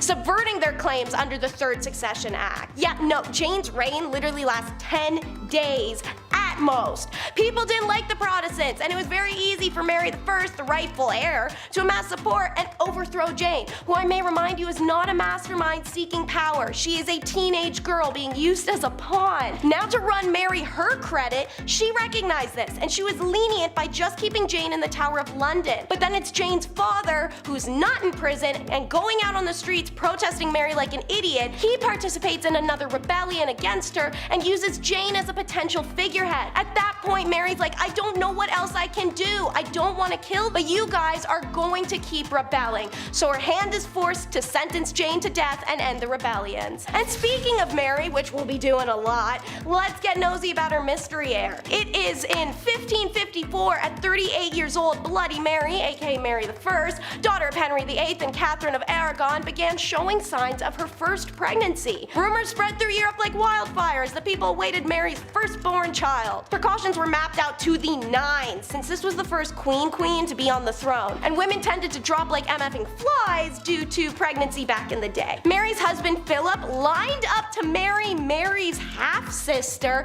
Elizabeth in the event that Mary died in childbirth, because when you're pregnant and violently ill, nothing says you got this babe, I believe in you honey, more than listening to your husband's emergency plan to bang your sister. In the end, no pregnancy ever comes of Mary's symptoms. One theory is that Mary had actually fallen ill and mistaken her morning sickness for being a pregnancy sickness. Some people believe that Mary was in fact pregnant at one time and tragically lost the child. Notoriously, her mother struggled immensely with infertility, and this may have been a genetic issue. From 1558, Mary had another pregnancy scare, and it unfolded the same way. Only this time we know the sickness she mistook for pregnancy was likely caused by either rupturing cysts or cancer. Her sickness couldn't have come at a worse time, with an epidemic of influenza influenza running rampant through the country, and at 42 years old, Mary I dies heirless. Let's flip sides and check on Mary's sister, their stepmother, and that one creepy uncle. So this involves the future Queen Elizabeth and her step-uncle Thomas Seymour after the death of Henry VIII. Following the execution of her mother Anne Boleyn when Elizabeth was only 3, Elizabeth meets a flurry of brides and wives before all ends with Catherine Parr, who's married to Henry when he dies in 1547. With Edward appointed king, Catherine soon married Thomas Seymour, the brother of the late Jane Seymour, who was Henry's favorite wife. Stepmother to Elizabeth, Catherine brings the girl to her and Thomas's home, where Elizabeth is subjugated to late night and early morning visits from the horrible man. Something historians believe affected her for the rest of her life, especially since Catherine, knowing what was happening to Elizabeth, did nothing. When she did, it was only to blame Elizabeth for what happened to her and send her away. Ultimately, Elizabeth gets blamed by a lot of people for what happened to her, and in 1548, the same year Elizabeth is sent away and Catherine dies, Thomas decides it's his time to rise to power. In addition to attempts to strengthen his position by winning over naval forces and trying to now convince Elizabeth to be with him, Thomas concocted a master plan to kidnap King Edward. The king! Kidnap! During his attempted kidnapping, Thomas accidentally kills one of Edward's dogs and is quickly captured by the king's guard. In 1549, Thomas was charged by the crown with 33 counts of treason, including conspiring to marry Elizabeth, who was then second in line to the English throne, and killing a royal dog. He met a brutal end at the Tower of London on March 20th of 1549, with the executioner taking 2 blows of an axe to fully sever his head. I hope Elizabeth could smile and feel a little bit of relief when she heard that news. And speaking of Elizabeth and Anne, let's learn about Mary Boleyn's baby bump. By 1534, having failed to bear Henry a son, Anne Boleyn's influence on him is declining. So, she had a good reason to be humiliated when her widowed sister Mary, also the former spank bank of her own husband, the king, appeared at court noticeably pregnant. Turns out good old Mary had secretly married William Stafford, a non-reputable man who was simply the son of a wealthier upper-class landowner. Since Stafford was a soldier and the second-born son in his family, trust me, that weirdly made a difference. His prospects and income were small, and many believed the union was actually out of genuine love as a result, which is something that toxic-ass royal family could not comprehend. Not like any of them had had healthy examples of relationships or raised around loving parents. So yeah, when caught repping a gut,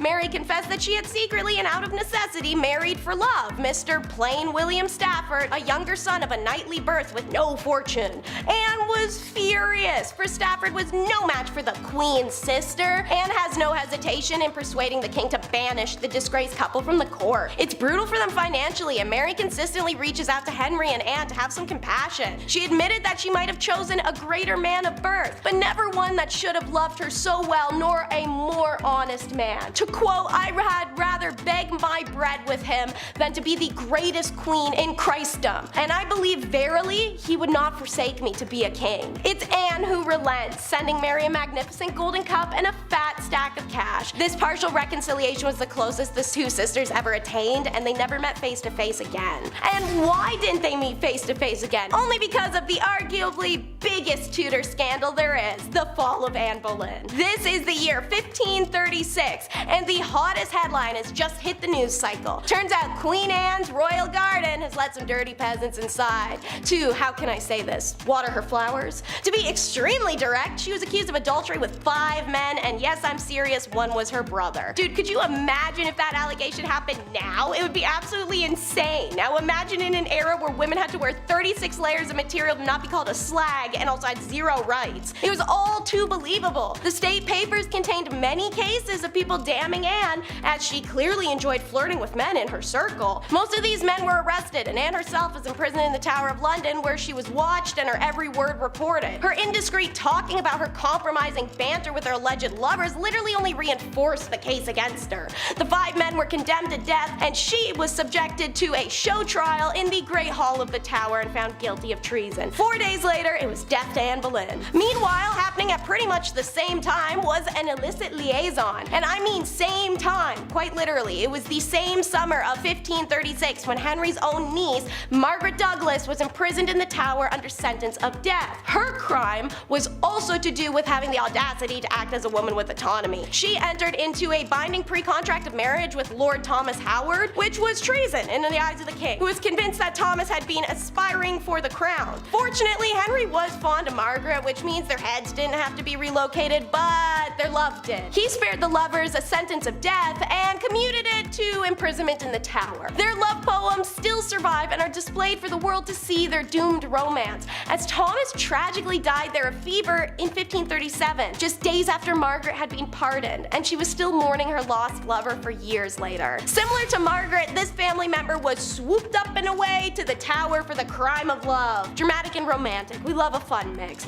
This is about Catherine Grey's secret pregnancy and how in 1562, her cousin Elizabeth I has Catherine arrested and taken to, you guessed it, Tower of London. Why? She had dared to secretly marry her lover, Edward Seymour. Catherine was the elder of the two surviving sisters of Lady Jane Grey. From the moment she came to the throne, Elizabeth made it clear she could not abide the sight of Catherine, probably to do with the fact she was hella sensitive about her own legitimacy issues due to the whole dad killed mom thing. Follow that up with the fact older sis Mary killing Catherine's older sis Jane thing, Elizabeth naturally distrusted any other persons of royal blood to not want to get revenge or her throne, particularly those whose place in the succession had been confirmed by the Act of Parliament, as Catherine's had. In 1560, Catherine married Edward Seymour, the nephew of Jane Seymour, out of love. For a person of royal blood to marry without the monarch's consent was treasonous, and when Elizabeth heard of it, she wasted no time placing Catherine, who was already pregnant, and her new husband in the Tower. Catherine gives birth to a son, and Elizabeth is pissed. She puts orders from now on Catherine and her husband have to be kept strictly apart. Turns out when you aren't a snobby twit, you can make friends with the guards. So February 1563, Catherine gives birth to a second son in the Tower. Hilariously, two of their guards, meant to keep them apart, stand as the godfathers at the christening. When Elizabeth found out, her fury knew no bounds. The Spanish ambassador observed that she turned the color of a corpse. She ordered that Catherine and her husband be removed immediately from the Tower and sent to different places of imprisonment. No matter how many times Catherine wrote and begged, Elizabeth never changed her mind. Catherine's health suffered a serious decline, exacerbated by her refusal to eat and serious depression. In January 1568, she died, aged just 27. In the world to come, I hope to live forever, she told one of her attendants,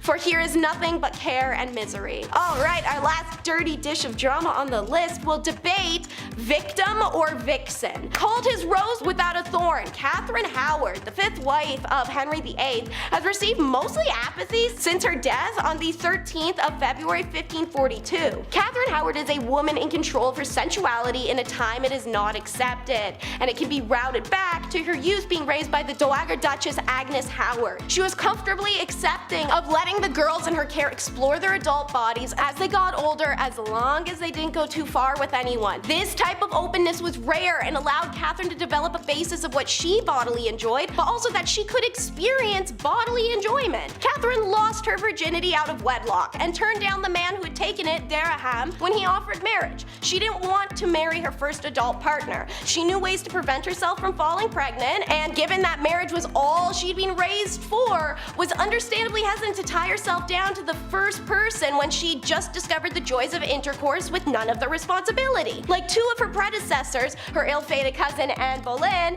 and Henry's beloved third wife Jane Seymour, Catherine caught Henry's attention as a lady-in-waiting to the queen who preceded her, Anne of Cleves. Young and full of life, Catherine enchanted him. Nothing was too good for her, and her family was quick to encourage his affection and brush Catherine's past relationship with Dereham and other men under the carpet. Catherine might have survived the king, or at least survived a little bit longer, if it wasn't for her relationship with Thomas Culpeper. Sure, there's no confirmation they consummated the relationship, similar to her and Henry Mannix, but what about sneaking a man into your room who isn't your fat, ugly husband? Looks good, homegirl. Henry's initial reaction to the accusations was one of fury. He demanded an investigation be carried out and dispel what he believed to be vile rumors, and turns out everybody is stupid. Literally everyone folds, no pressure, and it just admits to everything. Mannix, Dereham, Culpeper, even Catherine breaks down crying and admits she let Dereham enter her magic gardens, but no other man. Doesn't matter to Henry though, and everyone's sentenced to death. Kicking off the list at number 10, accidental science. aka the discovery of penicillin. Sometimes miracles happen when nobody's looking. Alexander Fleming first discovered penicillin back in 1928. At the time, he was actually studying Staphylococcus, which is a bacteria that causes infections and boils, all that nasty stuff. But right before Alexander left for a 2-week vacation, he left a petri dish with some of that Staphylococcus on the lab table rather than storing it away in an incubator. During this well-needed time off, a penicillium mold spore just drifted in there, either through a window or the lab door, some Horton Hears a Who adventure. This tiny speck was well on its way. It was the perfect conditions for a spore flight. The temperature of the room wasn't too breezy, and the lack of one Alexander Fleming allowed time for the mold to fight back and prevent that bacteria from growing any further. He discovered this antibacterial substance was only produced by strains of penicillium. Yeah, the guy accidentally creates penicillin on his time off. What a great time. The 20s were an odd but brilliant time. Number 9. Prohibition. It's a law that puts fear into wine-drinking moms and beer-drinking dads across the nation. For there was a time when the sale and consumption of alcohol was banned. That means it was a dry country, not one drop to be had. Except for those found in loopholes and all the other crazy loopholes in the system. And by that, I actually mean organized crime filling the shoes of breweries and other openings like literal underground bars called speakeasies to keep the sauce flowing. You know what I mean. Now, to be fair, there was an issue with drinking back in the day, but there's a few issues with banning it as well. The first being that it was in high demand, like stupid high, even before it was banned. So banning it basically gave a green light to bootleggers and criminals to make millions, and they did. And second, it was America's 5th largest industry, putting many out of work and dissolving a very large portion of tax revenue. No surprise it didn't work out. Number 8, the work week. Okay, seriously, who do we have to talk to? Who do we have to blame for having to work 9 to 5, Monday to Friday? Dolly Parton has a groovy tune about it, but when did the 40-hour work week start? 1926 is your answer. The Ford Motor Company, of all companies. Yeah, who do you think? They were the first to have factory workers clock in and out 40 hours a week with a weekend. Nice. Whereas before, you maybe had one day off, maybe, depending on what you were doing. Obviously, more time to rest, eat, and clear your mind, maybe work out. This increased productivity, so it spread like wildfire. Cut to today, we're now advocating for a 4-day work week. We're getting greedy, I know. Shorter hours, same workload. Apparently, this is going well. Productivity is soaring. In Iceland, for example, 2,500 workers tested this 4-day work week. That's literally 1% of Iceland's population, so it worked. Pretty big test run. But now 86% of Iceland's workforce have shorter hours. It's great. Seems like we're well on our way. So sorry, Mr. Ford, we're taking back our Fridays. Okay, number 7, Valentine's Day. Not the most romantic Valentine's Day ever, but maybe one of the most infamous. Back in 1929, organized crime was no joke. It was everywhere. Thanks to prohibition and a lot of corruption, it was the age of gangsters. However, one incident in 1929 changed things. On February 14th, 1929, 7 gang members were deleted. This proved to be too much for the public at the time, and the final straw in a large string of violent crimes was up. Until this point, a lot of crooks and gangsters like Al Capone were idolized for their lavish lifestyles and ritzy and swanky nights in the town. This, however, was one step too far and helped to further reform in crime, giving a certain FBI predecessor to rise up and eventually found the FBI. The lesson here? Sure, being a gangster is great. Sign your autographs, live like a fat cat in your penthouse, but there's only so much you can get away with. After it was all said and done, Capone got put away too. And if they can get Capone, they can get you. Number 6, the birth of brands. When it comes to advertisements, you can't even take the bus down the street without seeing hundreds of ads. I'll catch myself staring at a Sunwing ad for 43 minutes just so I can avoid eye contact with Johnny Jingle Keys in front of me. Even growing up, the amount of pop-ups I had to close really fast, my reflexes are so sharp now, all thanks to those gross pop-ups. And it all started 100 years ago. Huge brands began popping up in the 1920s with these fun slogans, big colorful ads. The 20s witnessed the birth of advertisements from Reese's Peanut Butter Cups, Hostess Cakes, Welch's, and of course, one of the most unforgettable, Kool-Aid. Yeah, the Kool-Aid man is 95 years old. Yeah, I bet his knees are starting to feel like glass, that's for sure. Other companies that popped at this time was CVS, the automobile industry obviously, and 2 brothers in California named Walt and Roy Disney. Yeah, they had some startup cartoon studio. Not sure what happened there. Best of luck, guys. Keep going. Hopefully they have a GoFundMe, maybe. Number 5, the League of Nations. World War I, she was a little bit of a doozy. Unlike some wars, World War I actually changed a lot after it was said and done. Borders changed, lands unmasked, empires fell, some rose. Political ideas changed, and the history of Europe's future was sealed the second the ink dried on the Treaty of Versailles. After the nations who were involved with the war took stock of what happened, and it was clear we could never let this happen again. So the League of Nations was created. Beta UN, if you will. The idea was simple: peace, disarmament, and to step in when such horrific things were to ever happen again. I'm sure they won't. Well, the planning didn't go very well, and when it was finished, the US ultimately didn't decide to join when they were one of the founding members. Ooh. Mind you, the US had a different mindset on foreign wars back then, but they were still involved. The League dissolved shortly after the Second World War ended. Number 4, flappers. What a fun word they've been. In August 1920, history was forever changed when the 19th Amendment was passed, finally giving women the right to vote. Now look, in a list of ridiculous events, I'm adding this because it took a ridiculously long time to happen. Yeah, a little twist there for you. At first you're like, what? Relax. We're working. This was post-World War I, when women were still working all these jobs, high-paying jobs, might I add. So now there's no way they're gonna let those go. There's momentum in the workforce. So, come August 1920, American women got the right to vote officially. Then Margaret Sanger came along the same year, which led us to women's right to birth control. Lot of momentum. Like Big Ched mentioned earlier, prohibition ended legal alcohol sales, but with jazz and women's independence post-war on the rise, you couldn't stop all this momentum. Thus, the flapper girl was introduced to American slang. Yeah, smoking in public, drinking and dancing at jazz clubs, all things that were upsetting their Victorian lineage before them. Oh, you want to dance to jazz and have fun post-war? How dare thou? You want to show your calf after working doubles during a war? How dare you? Put those caps away, put that out.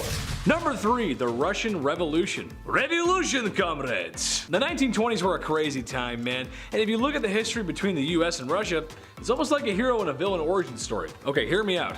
World War I was a bad time for Russia. They dropped out in early 1918, shortly before the whole thing ended. Why?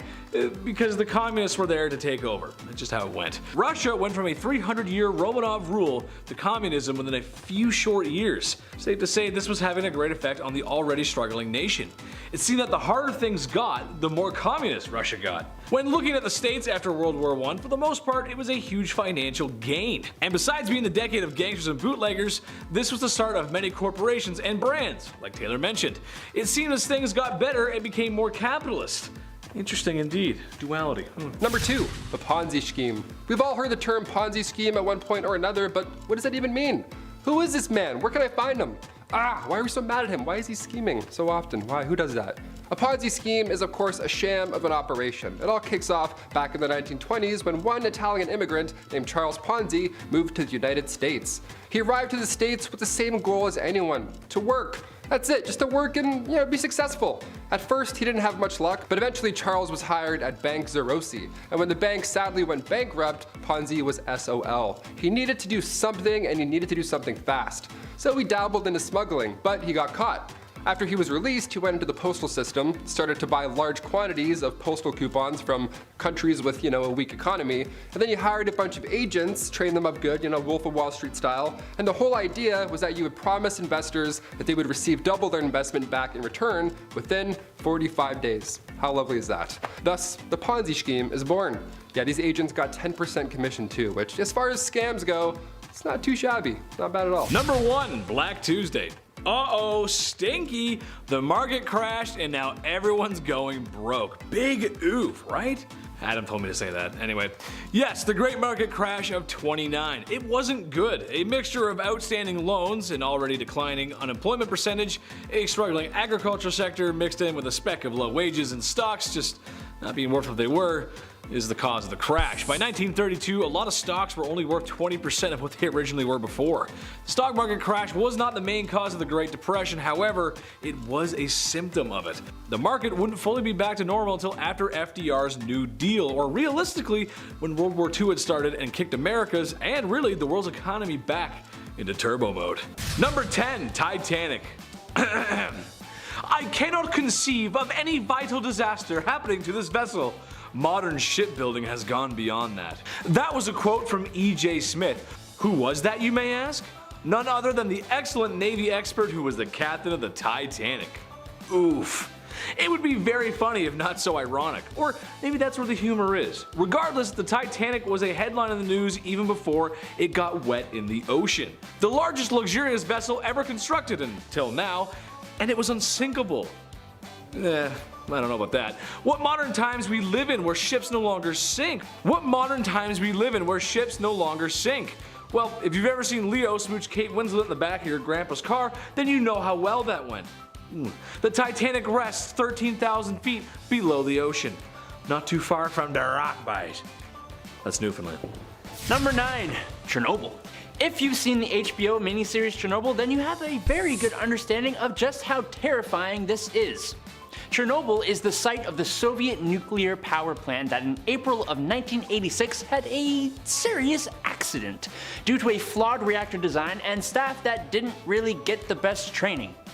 The accident itself was explained really well in the show and at the trial that took place, but it resulted in a steam explosion and fires that released 5% of the radioactive core into the environment.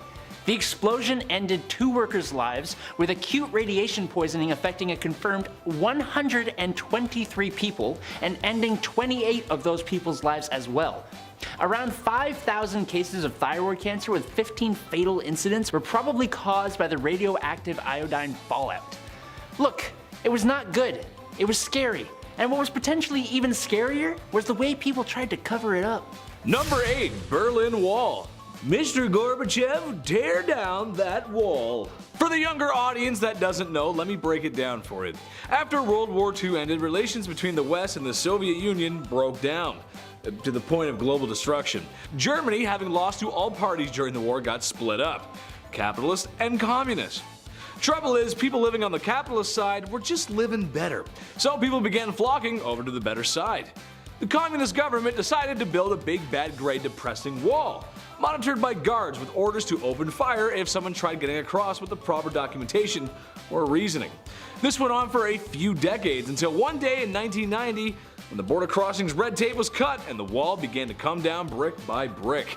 That must have been something to watch, and I can imagine for those who got to witness it, they were glued to their television sets. Very cool. Cool history. Number 7. One giant leap. As most humans know, we have gone to the moon. Unless you think it was faked, and in which case please civilly discuss below. But after traveling 240,000 miles in 76 hours, Apollo 11, that's the 11th Apollo mission, entered into a lunar orbit on July 19th, 1969. On July 20th, 1969, 2 men, American astronauts Neil Armstrong and Edwin Buzz Aldrin, touched down for the first time in the history of the Earth on the surface of our moon. And then 6 hours later, they left their craft and stepped out onto the surface. They left a plaque and some footprints, erected some flags, ran some tests, bada bing bada boom, and then they hopped back in the craft, had a little sleep, and departed on July 21st at 1:54 p.m. Earth time. And we've been back 5 more times since. Number 6. The Roswell Incident. The Roswell Incident used to be the biggest event to ever happen in New Mexico history. Now it's being shadowed by a bald chemistry teacher, his science enthusiastic student, and a slimy lawyer. Who would have known? Well, for the second most eventful event to ever come out of New Mexico was the Roswell Incident. A mysterious flying object, other known as a UFO, crashed into the desert. Naturally, in the 1940s era US military, they kept secrets, the same way your mom holds on to family tea. Seriously, ask her about that one family member. She's gonna tell you something you don't want to know.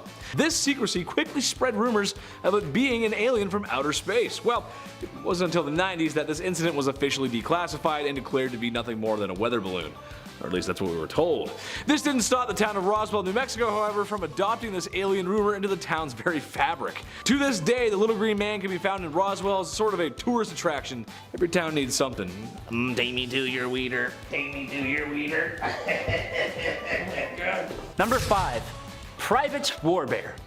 It wasn't just members of the human species who took part in WW2.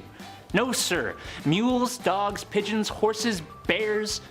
Bears? Soldiers in Poland had come across a bear cub on the side of the road whose mother had been unfortunately removed from this world by hunters. One of these soldiers decided he was going to raise the cub as his own, and named him Wojtek. Wojtek was trained by this soldier and a civilian, and eventually he was even enlisted in the Polish army so that he could legally come aboard a British transport ship. Fortunately, he didn't actually do any fighting, but he was given his own paybook, serial number, and the rank of private. He would bunk up with other soldiers, loved beer and cigarettes, and helped transport supplies including heavy boxes of ammunition. Nice. Number 4, Rough Riders. Okay, think about the toughest guy you know. Maybe it's your dad, maybe it's your uncle, maybe it's you. Maybe it's me. No matter who it is, I bet they aren't as tough as Teddy Roosevelt, the 26th President of the United States. He was well known for being a man who enjoyed nature, the explorer's man, if you will. Safari hunter, Nobel Peace Prize winner, soldier, and a big booster for the National Park System. The man did it all, but did you know that during a speech in 1912, President Roosevelt was shot? Gasp. Now before I tell you what happened next, I want you to take a guess what happened next. Did he A, drop to the ground and perish, or B, the assassin was a lousy shot and missed, giving the president a chance to return fire? What's your answer? Type down below. Well, the answer was secret option C. I gotcha. He was shot and showed the crowd that he was.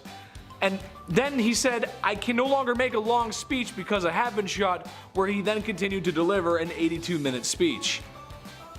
What a man. Number 3, Pepsi Army.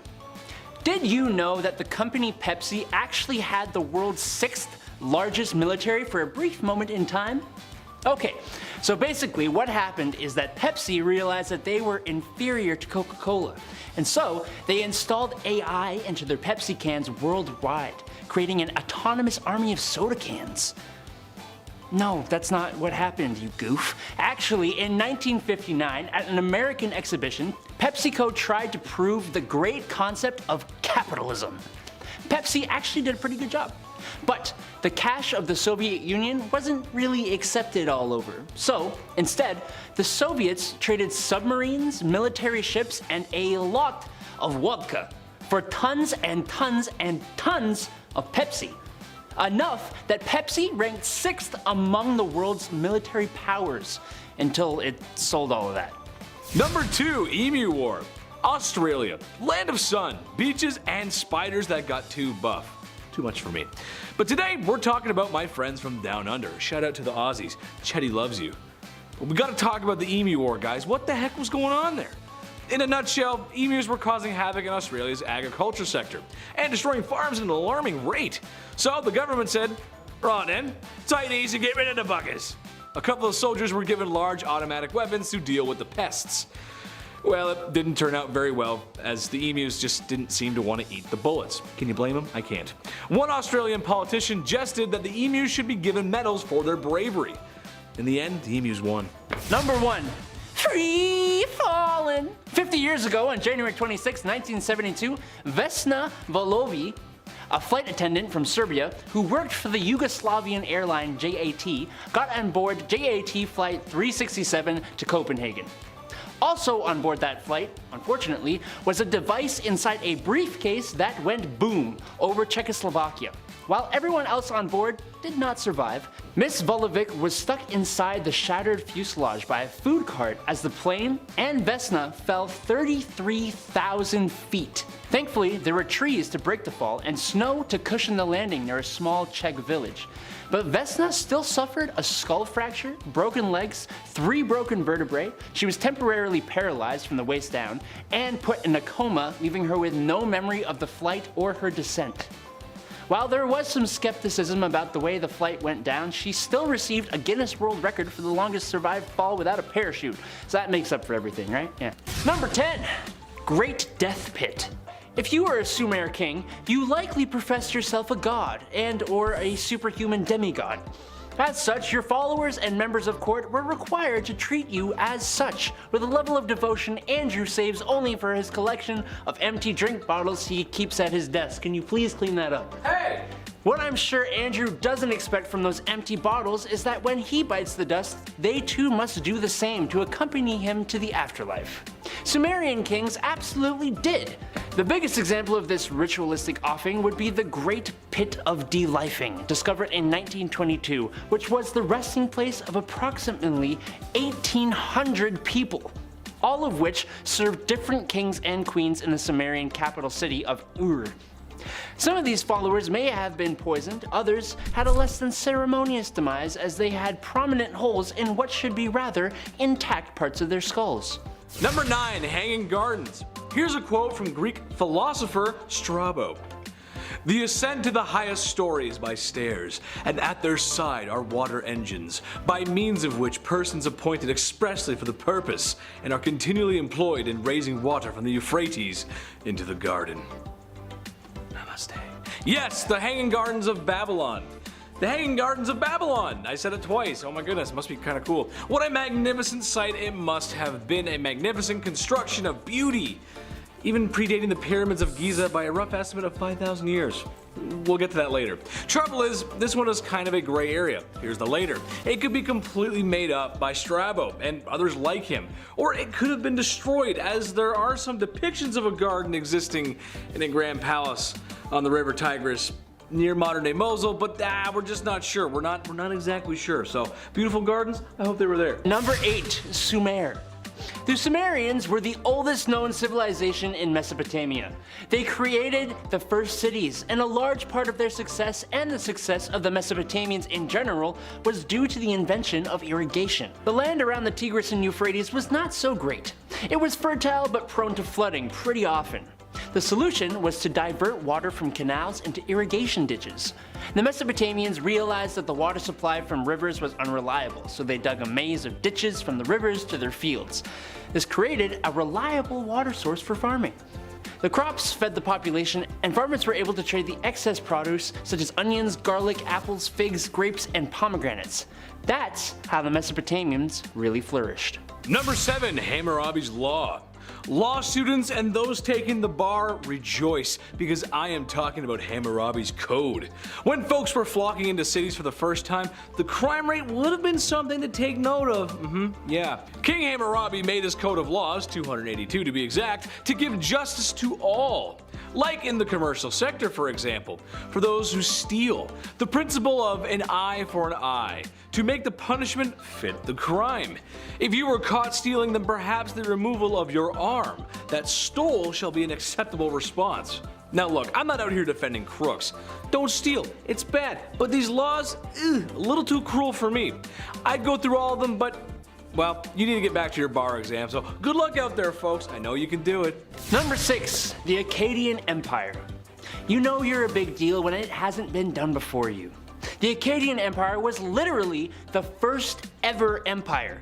They were around for about 100 years and first came to be around 4,300 years ago. And they were big on improving roads and irrigation. Only problem is that irrigation doesn't really help you out much when it stops raining for 290 years. The large southern part of the empire was pretty dependent on the northern part for most, or more like all, of its crops and food. So when a drought struck and took away the food, a panicking northern population went to seek help from their southern brethren, who, in return for all the years of food, put up walls to keep them out. Boom, an inciting incident for a violent conflict that brings down an empire. It's that simple, kiddos. Number 5. The Gentleman's Tablet. Hey, at the end of the day, we're only human, and sometimes we do as they do on the Discovery Channel. We wouldn't be here if the people of ancient times did not put on a little Marvin Gaye and just feel the groove, baby. Well, strangely enough, not much has changed since then, and that includes our own curiosity with each other's gabagool. My generation has OnlyFans, the last generation had Playboy and Penthouse, and maybe the Martha Stewart magazine. That woman can do no wrong. Well, folks, in ancient Mesopotamia, they needed their fix too. Playboy was a few thousand years away, so the next best thing was these clay tablets depicting actions that my editors are wondering how they're even gonna show you. This ain't junior high health class. Y'all know how this works. So did the ancients. It's why there's a few of these tablets floating around and, in different positions, taking bricked up to a whole new level. Number 4. A Pillar of Flesh. Another empire that rose to prominence in Mesopotamia would be the Assyrian Empire. And the kings here were pretty damn awful. They ruled with bloody iron fists of torture and mass life-ending escapades. One such king, Ashurnasirpal II, inherited a huge, strong army from his father, and using it, he would destroy pretty much anyone who didn't like him in ways that may have left his soldiers with PTSD. Like actually. He burned, blinded, and removed the craniums of rebels, set maidens on fire, and condemned opposing soldiers to die of dehydration in the desert. But I think what may be the worst way he dealt with those who opposed him would be when he flayed all the chiefs who had revolted and built a pillar that he covered with their skin. Hey, I think I feel my lunch coming back up. Andrew, get in here. No. Number 3, Sumerian suds. If you're like me, then you love a good beer. Frankly, I could drink them ice cold or warm, just like our friends across the pond. Cheers, how are you doing? I'm doing great, thanks for asking. With that being said, I could never enjoy my Canadian lifestyle if it weren't for the Sumerians, as they may have invented the first beer. No more drunk hockey fights, no more coddy weekends in the Muskokas, and no more just sending her buddy. You gotta send her. Being the agricultural revolutionaries that they were, it makes sense that they would discover the fermentation process of wheat. Tablets found in excavations depict people drinking out of large jars that are speculated to be filled with a gorgeous 3.5% brew, which if you ask me is the best way to enjoy said beverage, with friends around you in a big jar. Number 2, Gilgamesh. Even if you don't know who it is, it's likely you have heard the name Gilgamesh. In Mesopotamia, Gilgamesh was the hero of Uruk, just like how Big Ched is the hero of my dreams.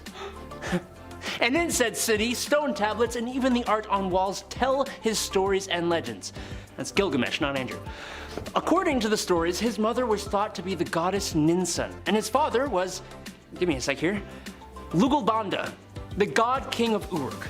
And apparently, this half-man, half-god was the ruler of the city for 126 years, which would be completely insane if it were actually true. It could be, we don't actually know. The second half of the epic poem of Gilgamesh is all about him trying to figure out the meaning of life. And buddy, same here. We're all just dust in the wind, dude. Dust in the wind. Number 1, the wheel, the cradle of civilization. There's a lot that happens in Mesopotamia, and Adam and I would need a whole history class to tell you everything that was happening in the Middle East. Maybe one day we'll actually teach a class, who knows? Yeah, maybe that'd be a good idea. But one thing I can tell you is that thanks to ancient Sumerians, we have wheels. Maybe it was a pottery wheel. Maybe it was for a carriage. Maybe it was because we just like to make stuff. I don't know, but I don't think I need to tell you how important wheels are and how they literally reinvented the wheel. It was extremely revolutionary. Boats, floats, doors, stores, drawers, planes, trains, cars, Mars if you count the rover, bikes, flour mills, gears, cogs, clocks, and your 11th grade best friend Buddy. He was wheeling and dealing. Number 10, Greek pyramid. Okay, so ancient Greeks. You got your beautiful women, olive oil, olives, togas, beautiful white buildings. I mean, come on, what am I missing here? Shout out to the Greek community, by the way. Chetty loves you, especially the Danforth. It's a Toronto thing. Well, what if I told you ancient Greeks built a pyramid? 2 to be exact. What? I know, right? They are nothing close to the size or the ones that are in Egypt, but that's okay. Nothing's gonna be like those because those ones are the best. More interesting than that is that we don't really know that much about them. They are notably in poor condition, and scientists are still speculating on who, what, when, why, and how. All we know is the where. It's in Greece. That's all we got so far. Kind of interesting though. You think pyramids are Egyptian, but no, they're in Greece too. I guess they're everywhere. Who knows? Anyway, number 9, Greek computer. The Antikythera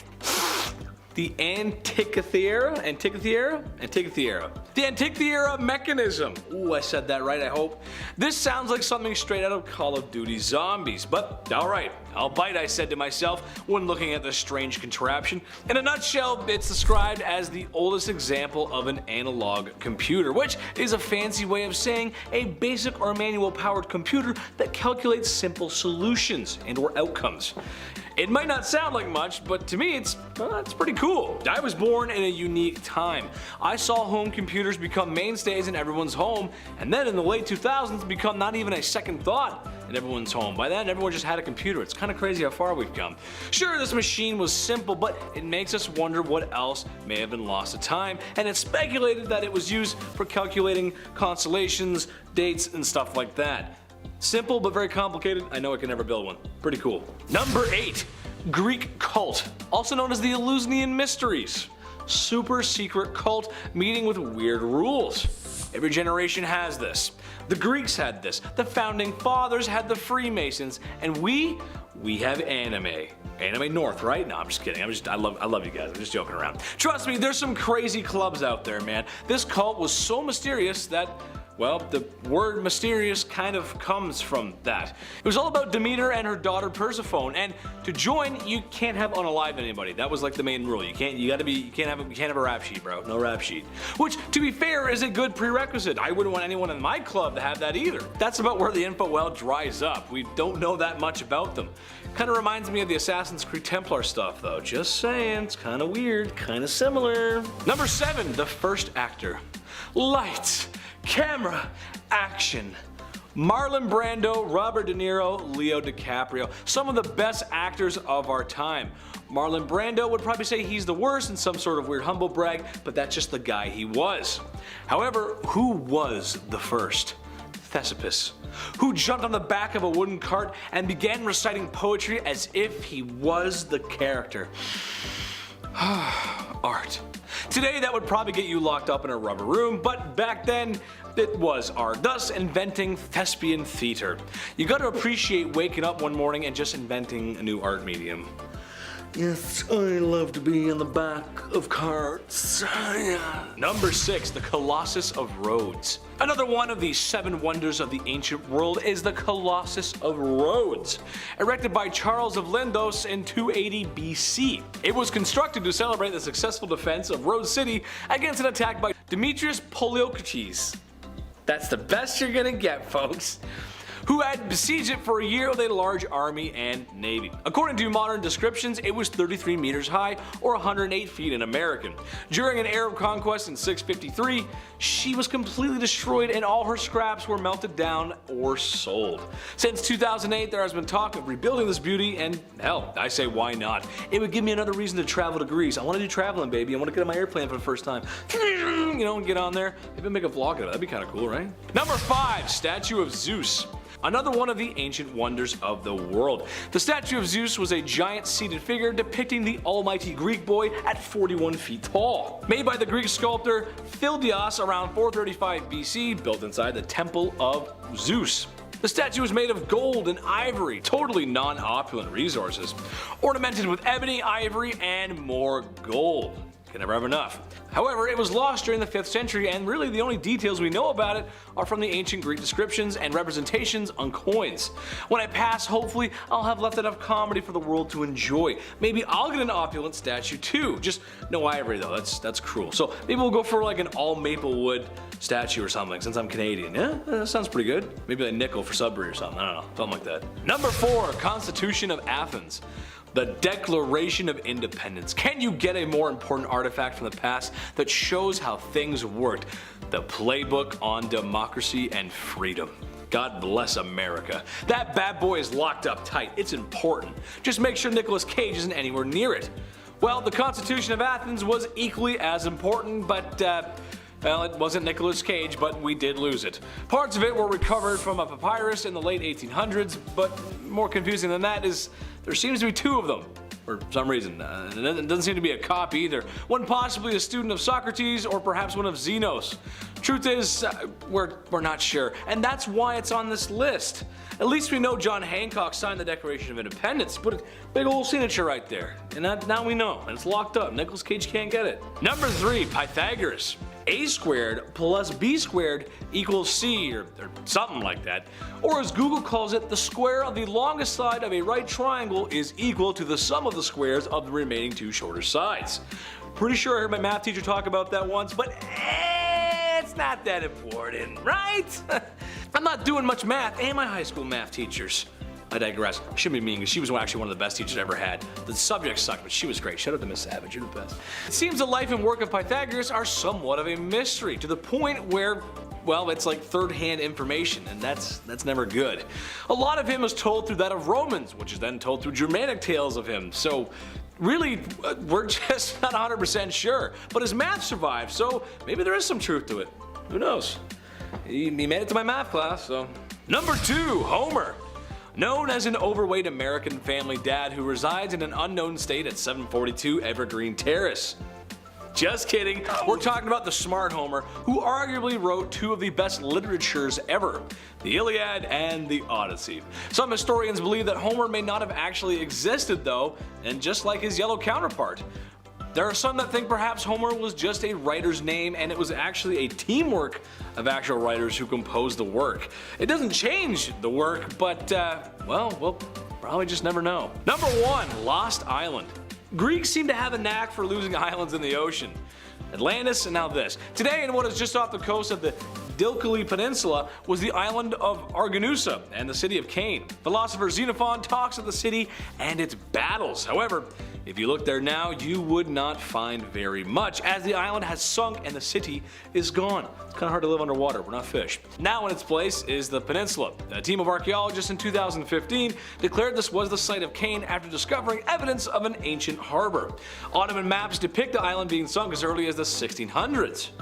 Look at that, you learn something every day here. Look at that. Anyways guys, that's gonna wrap it up for me today. Make sure you like, you comment, and you subscribe here at Bumblebee for more. I promise I got more stuff for you, baby. And if you too want to discover the Lost Peninsula, then check out my socials somewhere down below. I'm a funny guy sometimes. Sometimes I come and make you laugh. Hey, where you at? Anyways, I love you guys so much, and stay through my little honeybees. I gotta get out of here. Kicking off the list at number 10, black cats. Yeah, we'll start this dark list off a little slowly, we'll ease our way into the witch trials. You see a black cat cross in front of you, what's the first thing you think? Bad luck, bad omens, bad stuff? Does that cat belong to anyone? Maybe I should take it home and take care of it. Well, in 1232, Pope Gregory IX, he exposed a cult of witches in northern Germany. Yeah, he wrote an expose called Vox in Rama. He went in deep. He knew some of the ritual words used at these cult meetings. He knew everything, which, in my opinion, a little fishy, right? This guy knows a lot. Were you involved, my dude? What's going on? He exposed the happenings, including the involvement of one black cat. They would oddly kiss it and worship it. Now, at first, when reading about this, I was like, oh no, the cat, what's gonna happen? No, it's good. It was cat worship in this way, which is odd, but better historically. The Pope did afterwards send hunters out to eliminate any cat in sight, so it is pretty dark and scandalous. The level of cats in the mid-1200s was almost at an extinct level. Pretty horrible, right? If only we had all those cats later on in 1347 when, rats carrying the Black Death arrived. We definitely could have used a few cats, but witches. Number 9, flat earth. Okay, it's 2022. We can watch live footage right now from the International Space Station just whipping around us. We can fly to Australia in this day and age. We can have a window seat and watch the entire commute. But there's still a good amount of people today that believe that the earth is flat. How shocking is that? How scandalous indeed. The same guys who believed women were witches were also like, oh, of course the earth isn't flat. That's crazy. How conflicting is that historically? We think any time before Columbus, especially back in the Dark Ages, we have this general idea that they didn't know anything, specifically the scale of the planet or even the universe for that matter. We're still launching telescopes into space to record the edges of the galaxy. There's so much we don't know today, yet there's still flat earthers. Shocking enough, the Middle Ages didn't see many of those. In the 13th century, navigators were regarding the earth as a sphere, with 4 cardinal points as well. Even going back further, looking at ancient Roman days, in 77 AD, Pliny the Elder, the ancient philosopher, also agreed on the earth's shape. It was common knowledge, dare I say, even in the Dark Ages. So if you know any flat earthers, send them this link, and then also send them a link of the ISS. I don't know. Number 8, red hair problems. Alright, if you're a redhead out there, I'm sorry about this one. I had to talk about it. History can be ugly sometimes, and more often than not, it doesn't make a lot of sense. Historically, urine has been used for the greater good. Teeth whitening, Roman laundry days, urine makes leather soft. We get it. The Spanish Inquisition brought with them the idea that red hair was a sign of witchcraft. Yeah, the sign of the devil himself. The manuscripts published at that time about redheads too didn't help. They were horrible. The Proverbs of Alfred warns against having a redhead as a friend. And then another manuscript, Secretum Secretorum, warns against using redheads as advisors. Yeah, not even a work friend. Sorry, Big Chad. 14th century manuscripts tell me that you're working for the devil, so now we can't talk to you, all because you have nice hair. Another manuscript from the 14th century believes that redheads are rarely faithful in both friendships and romantic relationships. Yeah, if you have a redhead partner, don't go through their phone, okay? Don't listen to the Spanish Inquisition, okay? Don't listen to the devil. They're not working for the devil, okay? They're just fine. They're redheads. Freckles as well. If you had freckles in the Middle Ages, good game. Number 7, Macbeth's curse. Every curse starts somewhere, okay? All you theater kids out there probably know about this one. I feel guilty talking about this. Here we go. There's a few things you can't say to an actor before a show, and oddly enough, good luck is one of them. Yeah, you're supposed to say break a leg. All these theater traditions you can't break, okay? You're about to go on and do Shakespeare and do like this huge monologue wearing funky shoes. You gotta be in the zone, okay? You gotta, you know, it's like game day. Even actors have their playoff beards, you know what I mean? It's like a ritual, you gotta stick to it. This legend goes back to 1606, the time of Macbeth's first performance. The actor playing Lady Macbeth died right before the show, sadly, so Shakespeare had to step in and play the part himself. Now apparently at this time, a coven of witches cursed the show. Yeah, since then there's been tales of real daggers being used in the show accidentally instead of prop daggers. The Astor Place riot in New York City back in 1849, that was caused by rival actors both playing Macbeth in their respective productions. There's also countless amount of stories recalling botched performances of the play, but what do we think? Is this the case of being in your own head and we just never dropped it, or is the Macbeth curse real? I don't know. Coven of witches cursing plays. That sounds pretty medieval. I hope it's not real. That would suck. I just got cursed. Number 6, witches curse. More curses. Let's do it. From the 1400s to the 1700s alone, there were around 50,000 individuals who were all found guilty of witchcraft and wizardry. And we all know what that meant. But how many of those were actual witches? Like really, was this a real thing? Were any of them actually found guilty? Was any of them the Red Woman from Game of Thrones? Like, you know, did she do anything? We'll start with a woman named Mother Shipton. Mother Shipton, aka Ursula Southiel. She was a clairvoyant from the 16th century, England's greatest, if that. Her mother as well was a widely known witch, which is a little dark. But Ursula, she was good at her job. She was often compared to Nostradamus, so she was using her passed on abilities for the greater good. Again, greater good, the Middle Age greater good. She predicted the execution of Mary Queen of Scots, and she also predicted the internet. Yeah, in the 16th century, she predicted that thoughts around the world shall fly in the twinkling of an eye. It rhymed, so you know she was on a good streak. Mother Shipton actually passed away a peaceful death, believe it or not. She wasn't hunted down by a mob or anything like that. She was actually buried on unholy grounds in 1561, which is insanely bizarre for a witch at any time. And the fact that people compared her to Nostradamus and she wasn't, you know, shocking. Dare I say, we have a good one. A nice good one for a halfway point. Number 5, Agnes Sampson. And now back to the dark stuff. This one's not as great. Turning the clocks now to 30 years after Mother Shipton, the general public isn't always so easy when it comes to clairvoyance. So around 1590, when King James VI, when he was ruling Scotland, this was an important time because the lovely Anne of Denmark-Norway, his wife, she was very much opposed to black magic or all that voodoo. She wasn't on board at all. During one commute back to Scotland, for example, the couple barely made it through a fierce storm. So King James VI, he was now convinced, because of his wife, that the storms were an outcome of black magic. Yeah, a witch cursed their commute. All because of a storm, they thought this, imagine that. So they charged one Agnes Sampson. The king and the queen all believed that these witches attended a coven on Halloween night, and that's what happened with their commute. So she was held prisoner until she confessed. And then at that point, she finally met her horrible fate. Her nonsensical, horrible fate. Number 4, plague bearer. Okay, if you think your job sucks, hear me out. The hot summer of July 1665. Okay, what do we do with all these poor souls who have been hit by said plague during the Dark Ages? You can't just hide them all in the catacombs this time, right? We can't just hide them in a random place. We don't have that. So a plague bearer is the person that you need. Church wardens would organize burials. This was a normal thing back in the 1600s, but when the plague hit, they had to change things up a bit. Now things were a little bit dangerous. If somebody had the plague, these guys would be responsible for transporting them far, far away and then burying them. Plague bearers, that's crazy. A church would then house these plague souls far away from society. How grim is that? All because you got sick. But I mean, that's probably a good thing, all things considered, you know? If there's anything we learned in the past couple years, it's like, oh yeah, things spread.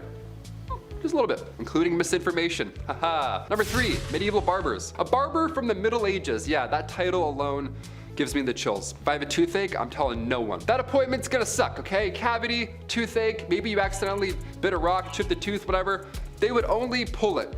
Worst case, best case, your teeth are getting pulled no matter what. Yeah, barbers were responsible for cutting hair, pulling teeth, and bloodletting, the classic 3-in-1 appointment. Get it all done in 40 minutes or less. There you go. Keep the change, good sir. And a thing of ale. There you go. Get drunk, pull my teeth. Middle Ages. Back in the 1500s, patients were walking in with an arrow sticking out of them, right? Instead of cutting the tip off and then pulling it the opposite way, the arrow remover would cut into the injury, open it more, which would suck, and then it would hold it open. And then the barber would come in and then pull it out in his own barber way. Whatever his qualifications were, didn't really matter. If he was a barber, he was also pulling arrows out of your back. So you would go in for a toothache and then you would leave with an amputated foot. You never know. Medieval barbers sucked all the time. Number 2, the ducking stool. This next one requires so much effort. I can't believe this was a real thing that real people did. The ducking stool was made to punish women involved in sexual activities. How dare they? How dare thou? Men were punished too, but if we know anything about history, it was mostly women who had to put up with all of this shit. There was the first standard ducking stool, so women would have to, sit in this chair, strap themselves down while sitting outside their houses or, whatever. They get carried down the street. Humiliation at its finest. That was the main key here, where you'd, come out and go, shame, shame for 46 minutes and then go back inside. That was your day back in medieval times. They had sex. Can you believe that? It's disgusting. Let's take the day off work and embarrass them and make signs. The second version of the ducking stool was essentially the same thing, only it was then dunked into a river over and over again to cool her immoderate heat. Yeah, we gotta cool these witches down. Great. I wonder where all these people, did they not realize where they came from? This is the dumbest shit. At least that's what French writer Francois Maximilien Mission says. They should cool off all of those angry villagers instead. They should dip them in the river. They're the ones burning with rage because somebody over here is getting some and they're not. Number 1, meowing nuns. If I'm not gonna talk about this one now, then I'm not sure when I'll get the chance to talk about it again. Back in the Middle Ages, a group of nuns were doing their, COVID nun thing, as so many people did apparently back in. And this was odd in the Middle Ages because these nuns would have meowing sessions. Yeah, they wouldn't curse individuals, they wouldn't curse any long sea voyages. No, they would just gather around and meow all at the same time. The French convent, large might I add, many of nuns here, they would spend hours meowing in sync. They'd be like, meow. It would annoy nearby civilians so much that eventually soldiers had to come in and just beg them to stop. They're like, please stop meowing. I don't know why you're meowing, but please stop. For most of these cases, most likely not witchcraft. This one here with the meowing nuns, I don't know. I think that was actually, something was afoot. That was actually a curse. Either that or it's the greatest prank in history. Either way, we have to finish on a nice happier note, dare I say. Kicking off the list at number 10, dark dining. I don't know about you, but I can't eat in the dark. I need to see every single bite that I'm eating, okay? Call me crazy. Part of me wants to go to a restaurant where you can't see anything, but I know that I won't make it all the way through. I can't do it. I have a thing. I'm not blindly, what if it's not cooked? I don't know. Back in the Victorian era, dining in complete darkness wasn't just a date night. It was actually the best way to digest, or so they thought. That's why many Victorian era homes had their dining rooms set up in their basement. How random is that? Oh, do you guys have poker nights down here? Nah, just brunch. Kill the light. What? How do you like your eggs? Turn off the light. What are we doing? Number 9, Saved by the Bell. I'm sure you've heard about this at some point, but allow me to go into grim detail. In the late 1700s, cholera, bacterial infections, everything bad, you name it, it was all spreading. Not an ideal time to be alive. Many were biting the bullet at this time, of course being gravely ill, but with this came a dark trend. The safety coffin. Yeah, we got the safety dance, now we got the safety coffin. Here we go. These coffins, God forbid you were buried alive, these safety coffins would allow the dead to rise again and exit said coffin. A lot of these coffins have extra comfort on the inside and, of course, a wire. This wire ran through the coffin, through the ground, and attached to a bell on the outside. So if a passerby heard it, one, that would be so scary, but if they heard it, they would know something's up and they would help them out.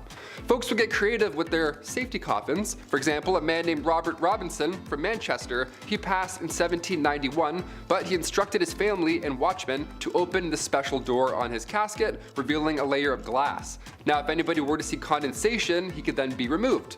Patent number 81,437 was actually granted to Franz Vester in 1868. It was an improved burial case, a real patent. This was a real coffin. This is crazy. This one had an air inlet, a ladder, and a bell. All three, there you go. The description of the patent says, if too weak to ascend by the ladder, he could ring the bell, giving the desired alarm for help, and thus save himself from premature death by being buried alive. Nice. You thought you died. Psych, climb this ladder. There you go. Good luck getting out. Now you're in an escape room. Enjoy. You only get 2 hints. like a walkie-talkie. Hey, how do I get out of the coffin in room B? Number 8, no air. Now that song's gonna be stuck in your head. Jordan Sparks, a classic. Since we're on the topic of safety coffins, I had to include one more. Maybe 2 more, I'll never tell. This one is fascinating. The science involved here was honestly impressive. There was the classic wire and bell method, but the more sick people got, the more creative they had to become. Like for example, patent number 268,693, John Crichbaum's device for indicating life in buried persons. Yeah, an 1882 classic, we love this. We got the iPod Nano, they got the device O Life. Nice. Upon first glance, you may think this is some type of medieval punishment, whatever, but really this device detects movement whilst providing much needed air. Now you obviously can't have a hole in the ground or else rats will make your real demise much worse than suffocating, right? So John's device here, as per the disclosure details, is that if the person buried should come to life, a motion of his hands will turn the branches of the T-shaped pipe upon or near which his hands are placed. A marked scale on the side of the top indicates movement of the T, and air will then passively come down the pipe. Once sufficient time has passed to assure the person is dead, the device can be removed. Yeah, imagine waking up with this in your hands. I wouldn't be calm enough to turn it and then breathe in a passive amount of air. No way, there's nothing passive about waking up in a coffin. Number 7, bad hair day. Okay, you want it messed up? Let's do messed up. Hope you're not eating any food right now, especially not eating in the dark. 2 red flags. Okay, the Liverpool Daily Post back in 1869 had readers invested on this fateful day. Right on the cover it read, a 30-year-old passed away in the village of Lincolnshire. Now at the time, that's not far off from average life expectancy in the 1800s. But this case was odd. Everyone wanted to read about this. This case was noteworthy. It was important that folks understood what took this young lady's life. Doctors asked the family if they can carry out a post-mortem, and lo and behold, they found a 2-pound solid chunk of hair sitting in her stomach. 2 pounds. Ugh, that's what happened. That's how she met her fate. That's horrible. This ball of hair caused an ulceration of the stomach and ultimately caused her death. The woman's sister did note that over the last dozen years or so, she had casually been eating her own hair. So at this time I say, if you know anybody eating hair, send them this link. It's not a good idea. Cut that out. Stop doing that. Number 6, the Great Famine. Weird time to talk about a famine after the hair incident, but okay, here we go. Back in 1845, a potato crop that a lot of the Irish population relied on was no longer available. This was huge. This is bad history right here. A group of microorganisms wiped them all out, and in result, around 1 million folks died or had to leave. It was draconian law at this point and British ruling that made the exported food hard to reach people. This famine led to Irish independence and anti-union movements. Historical, definitely. Messed up? Absolutely. Number 5, Queen Victoria's name change. Every year on May 24, we set off fireworks, then we have way too many hot dogs. It's the best. We call it Victoria Day, right? It's for sure called Victoria Day, right? Well, back in 1819, Victoria was christened in an almost private ceremony. It was small, obviously. Victoria's uncle only let a few people attend. Like I mentioned in part 1, she had an isolated childhood with the whole Kensington system. That was no way to live. But even the day she was christened, trouble awaited. Her name was Alexandrina Victoria, and at the time, the name Victoria was not regal. It was of French origin, almost an odd name to have at the time, so she was immediately advised to change her name to something more traditional. But as our calendars can definitely confirm, she said, nope, I'm good. Victoria Day. Yeah, it's definitely Victoria Day. Number 4, tattoos. I only have the 1 tattoo, but I've always wanted more. Just not so good with needles, you know? I got my eyebrow pierced and I fainted. It's a fun fact, I have a little scar there. Not great with needles. Some of the designs are so beautiful on tattoos, the amount of pain you all sit through, I'm impressed, honestly, mad respect. The tattoo craze really took off once Queen Victoria's son, the Prince of Wales, he went and visited Jerusalem. And of course he saw copious amounts of body art and was inspired. Inspired, we'll say, yeah. So upon his return, he was all about ink at this point. And the Prince of Wales, well, if he has a sleeve, well then maybe I can have a sleeve, right? What's going on? It wasn't a sleeve, really. It was a cross. The prince got a tattoo of a cross in homage to the Crusades. So if you're gonna try and convince your parents to let you get a tattoo, just, you know, tell them the Prince of Wales did, right? You're just trying to be a royal. Number 3, Gym Day. Believe it or not, there were around 200 gyms across Europe during Victorian times. Yeah, just like 6 good lives. You're like, what's this about? Even Victorian dudes skip leg day. How great is that? Okay, it's not just you. These gyms weren't bright, they weren't open, they weren't well ventilated, they weren't motivating, and definitely not safe. none of those, definitely not. No, Victorian gyms were reserved for the upper class, obviously. Grab your pocket watch and blazer, Ezekiel, we're doing squats today. These machines also were not ideal. They were designed as antiques first rather than their purpose. Also, half of these look like saw traps. Like, are you kidding me? No way I'd bend my arm around any of these devices, no way. All those wooden wheels, no. I'll stay weak and brittle, thank you. Number 2, ghost photography. Had to look back, I don't like talking about ghosts.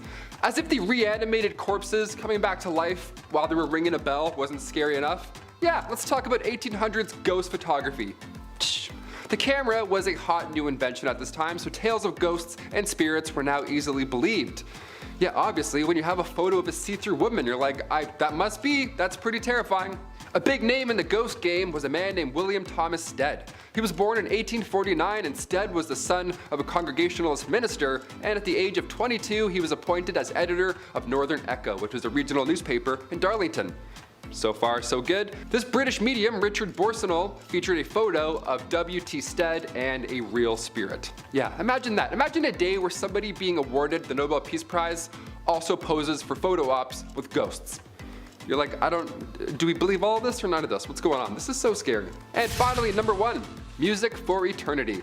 Before we wrap up this wild part 2, I had to include perhaps one of the creepiest patents of all time. Patent numero 9,222,059. Yeah, the number is going a little bit higher. This one got me thinking. I wanted to end this video off on this note. I like this idea. Maybe, I don't know yet. Music for eternity systems. Okay, this patent is not from the 1800s, but rather 2015. I know, it's not Victorian, but when else am I gonna talk about this, really? The idea here is that you could stay connected to your loved one by using a solar-powered digital music player. The best part here is the patent details how surviving family members now have the ability to update, revise, and edit stored audio files and programming after burial. Yeah, next Rihanna album, no problem, I got you. There's a speaker in the casket and there's a headphone jack on the tombstone, so we can listen together. And then we can decide if we hate the album. That's creepy. I wouldn't do this. Would you want this? Sound off below if you'd want, big shiny tunes playing for eternity after you die. I would do the Titanic theme song. Just make everyone so sad all the time. Number 10, the Doomsday Book, 1085. The Doomsday Book was created under William I, also known as William the Conqueror. Like, you're already the first, man. You don't need 2 names, come on. This guy basically drew up a book to document people's money so that he could tax them. Oh yeah, this is the very first time surveyors went town to town and recorded how much money you would owe for simply just doing you. Men would show up at your house asking how much money you made and document your spending habits. 5 shillings on groceries, huh? Okay. And 5 on that phone plan. Look, tax season's coming up, Arthur. It's not looking good, man. Talk about a bunch of crooks, huh? Imagine owing someone money for just trying to make an honest living. Yeah, thank God that didn't catch on, right guys? Oh, speaking of, I gotta phone H&R Block. Number 9, The Crusades. A 3-part miniseries spanning over 200 years. These bloody and ruthless wars were battled between Muslim and Christians for the proprietorship over sacred sites and the land in the East Mediterranean. A 3-part miniseries spanning over 200 years. These bloody and ruthless wars were battled between Muslim and Christians for proprietorship over sacred sites and land in the East Mediterranean. Wars that resulted in 6 million deaths. The Knights Templar, a brotherhood of highly trained soldiers horseback bashing their way through the East. These guys were the real deal, almost like the Navy SEALs of their time. We've seen these paintings. The elite fighting force with the red cross painted on their chests. I wonder if they had to do a Hell Week. These soldiers were the most trained and savage fighters in all the Christian armies. Richard I leading the 3rd and final crusade, earning him the name Richard the Lionheart. Back then the names were always something so aggressive and scary. It was never like Richard the Clownfish or Henry the Pygmy Goat. No, we need fear. Way more fear. Number 8, the Magna Carta. The year's 1215. We need some laws, people. This document was one of its kind. A document setting out the laws and limitations from the common man to King John himself. A legal system written down so that there are clear do's and don'ts. No free man shall be seized, imprisoned, dispossessed, outlawed, exiled, or ruined in any way, nor in any way proceeded against except by the lawful judgment of his peers, and the law of the land. Did you get all that? Write that down. Except women. They don't have laws. And they can't act in plays. Sometimes people needed to face the music. And even animals. Huh?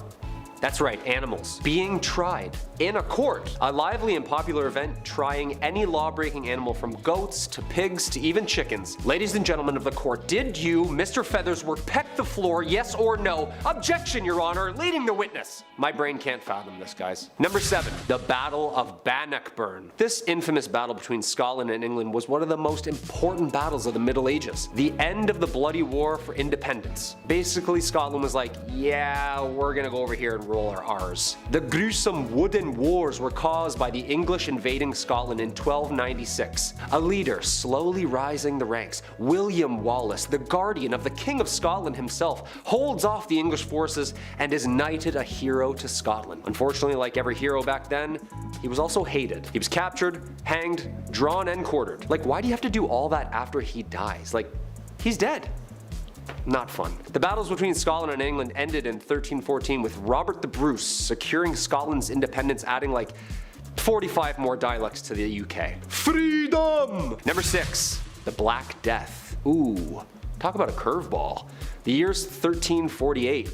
People are saying things like, don't let the bed bugs bite. Clearly not a very clean and safe time. The Black Death, aka pestilence, aka the Great Mortality, or simply known as the Plague. Single-handedly the worst pandemic ever recorded in history, wiping out somewhere between 70 to 200 million people. Ooh, now I get where bless you comes from.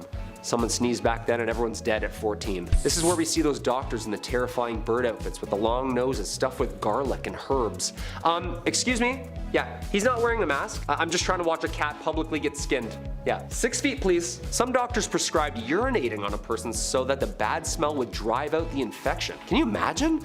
Just a doctor writing you up a script and go ahead and pee on yourself about 4 to 5 times a day. Take with food. Should be gone early next week. And just let me put my mask back on here before you leave. There you are. The plague started in Europe in October 1347 when 12 ships from the Black Sea docked at the Sicilian port of Messina. Most sailors aboard the ships were already dead, but those who were still alive were covered head to toe in black boils that oozed pus and blood.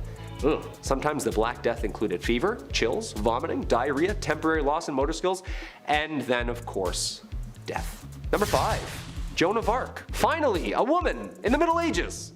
Who'd have thunk? Joan of Arc was considered and still is revered the heroine of France for her role in the Siege of Orleans during France's 100-year war with England. Joan of Arc, a peasant with faith on her side, had believed that God had chosen her to lead France in victory against England and had spoken to her since she was young. At only age 17, she had stolen men's armors, a white horse, and like a Valkyrie riding into battle, she had convinced an entire army that she was appointed by God to win. And then did! That's the most badass thing I've ever heard in my entire life. After such a miraculous victory, her reputation spread among France, and upon her capture and death at 19, the Maid of Orleans herself would forever live on as one of the greatest saints and symbols of the country of France. Number 4, Henry V.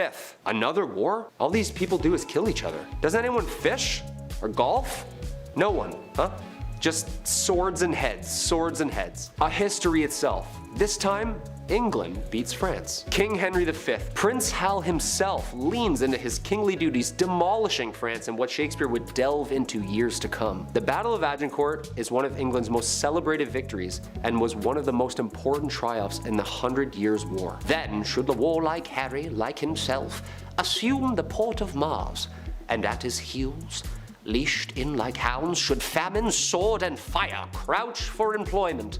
Henry V, prologue. Good stuff. How come these guys didn't just like rap battle or play soccer or something? Like, an arrow right through the chest is way worse than a red card, just saying. Hey, speaking of soccer. Number 3, mob football. I'm not talking about the mafia. Put 1,000 on Brady, would you? I'm talking about mob football, also known as folk football. It's just like our modern day soccer. Town versus town. Except it has an unlimited amount of players. And there's only 2 rules to the game. Get the inflated pig's bladder over the opposing team's lines on the other side of town, and no murdering. I mean, I guess this is closer to rugby? Yeah, this is literally just rugby. This game was played competitively and eventually outlawed at Oxford University in 1555. Just a guy named Jeeves in a polo. Oh yeah, I play mob football at Oxford. Yeah, I'm also in a frat. This game got so out of hand it was banned numerous times in England. There is great noise in the city caused by hustling over large balls from which many evils may arise which God forbid. We command and forbid on behalf of the king, on pain of imprisonment, such game to be used in the city of the future. Thankfully this game has calmed down over the years and now has become the most popular played and watched game across the world. Go Liverpool! Number 2. The printing press. The printing press is a machine that was designed for the mass printing of text, mostly in form of books and newspapers. With an unknown date of origin, first invented in China, this machine designed in the 15th century by Johannes Gutenberg was a revolutionary new form of writing which would only change the direction of history with the mass production of uniform text. Long story short, people didn't have to get the world's worst wrist cramp writing Hamlet over and over again. To be, or not to be, 86 more folios? The alphabetical metal keys would be placed into the device and slammed into the paper, pressing ink upon the parchment. You know there's gotta be some books half written in purple ink because they just ran out of black. Come on, we've all been there. Ink's expensive. Number 1. William Shakespeare. The Bard himself, arguably the most influential writer of the English language. William Shakespeare was born in Stratford, England. One of the easiest ways we can look back into the dialogue and lifestyle used by the people living in the Middle Ages. This playwright documents the world in which he lives from 1564 to 1616. Due to Shakespeare's unbelievable talent for building and fabricating an array of diverse stories and characters via players, modern day is able to see the Middle Ages and the similarities and differences the people were experiencing. His plays are based in the environment that they were written in. He writes about diseases, he writes about monarchy, he writes about women's rights. Okay, so no one actually got turned into a donkey by some fairies in the woods, but some of those wars actually did happen, and some of those kings and queens were really twisted. How this man created so many brilliant works and stories, all part of the mystery. What do you think? Genius? Or did the guy have some help? One man in his time plays many parts. Number 10. Treaty of Verdun. The Treaty of Verdun, or also known as Traité de Verdun, was a contract agreed on in August 843 in which divided the Frankish Empire into 3 kingdoms among the surviving sons of the Emperor Louis I, the firstborn son and heir of Charlemagne. Long story short, all the grandsons were all at civil war with each other about who was getting what did Grandpa promise. The treaty followed shortly after almost 3 years of wars between the brothers. It was the first in a series of partitions contributing to the dissolution of Charlemagne's empire, and it is seen as a blueprint in which modern societies are based off of. Basically, the brothers all had to split what their grandfather had decreed his own into land. Lothair the First, coolest name, Charlemagne's eldest son, received Francia Media, or the Middle Frankish Kingdom. Louis II received Francia Orientalis, or the East Frank Kingdom. And Charles II received Francia Occidentalis, or the West Frankish Kingdom. You and I both know the youngest got the most. Come on, I'm just gonna say it right out. Everyone likes to talk about the eldest son this and the eldest son that, but we all know the baby gets whatever they want whenever they want, don't they, huh? I'm looking at you, Taylor. Come here, man. It's true, man. The baby gets everything. Middle child? This guy didn't even exist growing up. Didn't hear from him. Number 9, Underground Castle. Big Chet and I are currently replaying Ocarina of Time, so in honor of Hyrule, I gotta include this medieval castle. It was once a residence during the reign of King Henry III. This castle was actually discovered recently underneath a prison yard back in 2015. The old prison castle, we love those. Shawshank Redemption 2, Medieval Edition. Super recent discovery. Archaeologists discovered walls of a castle underneath the basketball court in southwest England at a former prison. Yeah, dudes were shooting threes over top a kingdom and they had no idea. How amazing is that? This was the same castle that played part in the mid-1100s during England's Civil War. The castle actually fell later in the 1400s and the prison was built on the grounds later in the 1700s until it closed its gates forever in 2013. And then we were shooting threes and then we discovered it, of course. If I was a ghost haunting these grounds, I would make every shot miss. Easily. I would just float near the net, tap the ball away. Like, nice try. Back to prison. Number 8.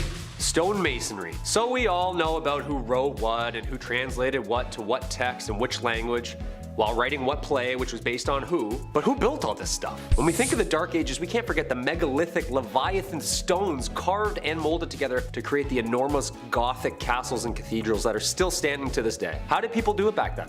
Well, masons in medieval England were responsible for building. Masons were highly skilled craftsmen, and their trade was primarily used in the building of castles, churches, and cathedrals. There were three main classes of stonemasons. There was the apprentice, the journeyman, and the master mason. So what would a medieval construction site exactly look like? Well, of course there's the master mason. He's usually the head and the overseer of the work, and he's the most skilled of the tradesmen. This was like the head honcho on site. We've all seen this guy walking around site. He's always angry, he's always yelling, "Hey, who's got the plans? You, give me those. What are these?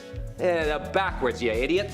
I'm gonna put the window down there." So how did they exactly chisel out all of these castles from one giant rock? Well, they didn't. The stone had to be quarried first. From quarrymen. These were not masons. Their job was to get the stone for the masons to work on out of the ground. Local stone was used first, but occasionally stone could travel vast distances, even from other countries. So I gotta drag that boulder there all the way to Scotland? Okay. Some of the most beautiful architecture ever created can be still seen across Europe. The amount of time and skill it took for these people to have designed, constructed, and chiseled such megalithic sites still baffles me. I'd be trying to read the plans still. Oh, that's north. I got it. We're good. Number 7, apple bobbing. In a time where bodies were literally piling up on the side of the road, I can't believe we got apple bobbing out of the whole ordeal. That's crazy. It seems like ill timing, but it is the Dark Ages. What can you do? Apples historically have always been a symbol of importance. The Greek golden apple started the Trojan War. Snow White's poison apple was a symbol of importance in literature and all that good stuff from growing up. And in the Middle Ages, apples were viewed as a symbol of romance and fertility. These things have roots, pun intended, of course. In medieval times, bobbing for apples was flirty. It was their version of speed dating, dare I say. What happened was all the leftover apples from the big harvest were then put into a big bucket. Each apple had a villager's name on it, and then maidens would have 3 chances. 3 chances to grab that apple with their teeth. 3 chances to win a date with the English Tad Hamilton. What a weird time. Can you imagine if this was in Game of Thrones? Reek is just shivering for 2 seasons, bobbing for Ramsay's Bolton apples. We're like, medieval times were dark. Holy shit. Number 6. The feudal system, aka feudalism, was a form of structure system existing in medieval Europe in which people would work and fight for nobles who gave them protection and land in return. A social political system in which landowners would contractually bind tenants to exchange their goods, loyalty, and simple space for safety and comfort within the laws of those ruling. Basically, this is like our renter's agreement now. I'll give you a place to stay and some heat. You give me an unfathomable and overpriced amount of shillings for these extremely low ceilings. Yeah, talk about crooks, man. This system stayed in place for more than 1,000 years and managed to fizzle its way out of society somewhere in the 15th century. Not just anybody would ask to be signed to this deal. There was structure and there was order. There was a lord, aka the landowner, aka your landlord, allowing vassals, aka tenants, to rent the land by providing services, especially military services. Yeah, you can stay here, but once in a while we're gonna need you to dump a bunch of boiling water and over that wall. Is that cool?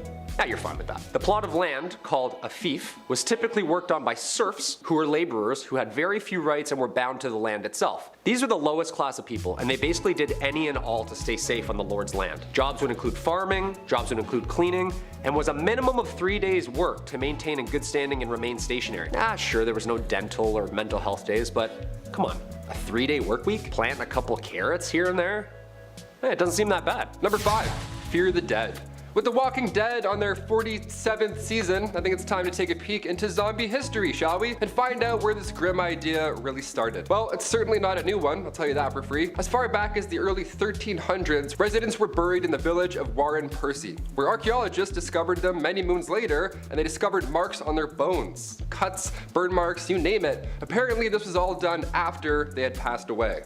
But why? Scientists believe that these injuries inflicted after their untimely death were to prevent them from being reanimated, coming back to life and haunting your village. To keep them in their graves, of course. Unless this dude did something to piss off an entire village that much, they were clearly afraid of this corpse coming back to haunt them. Number 4.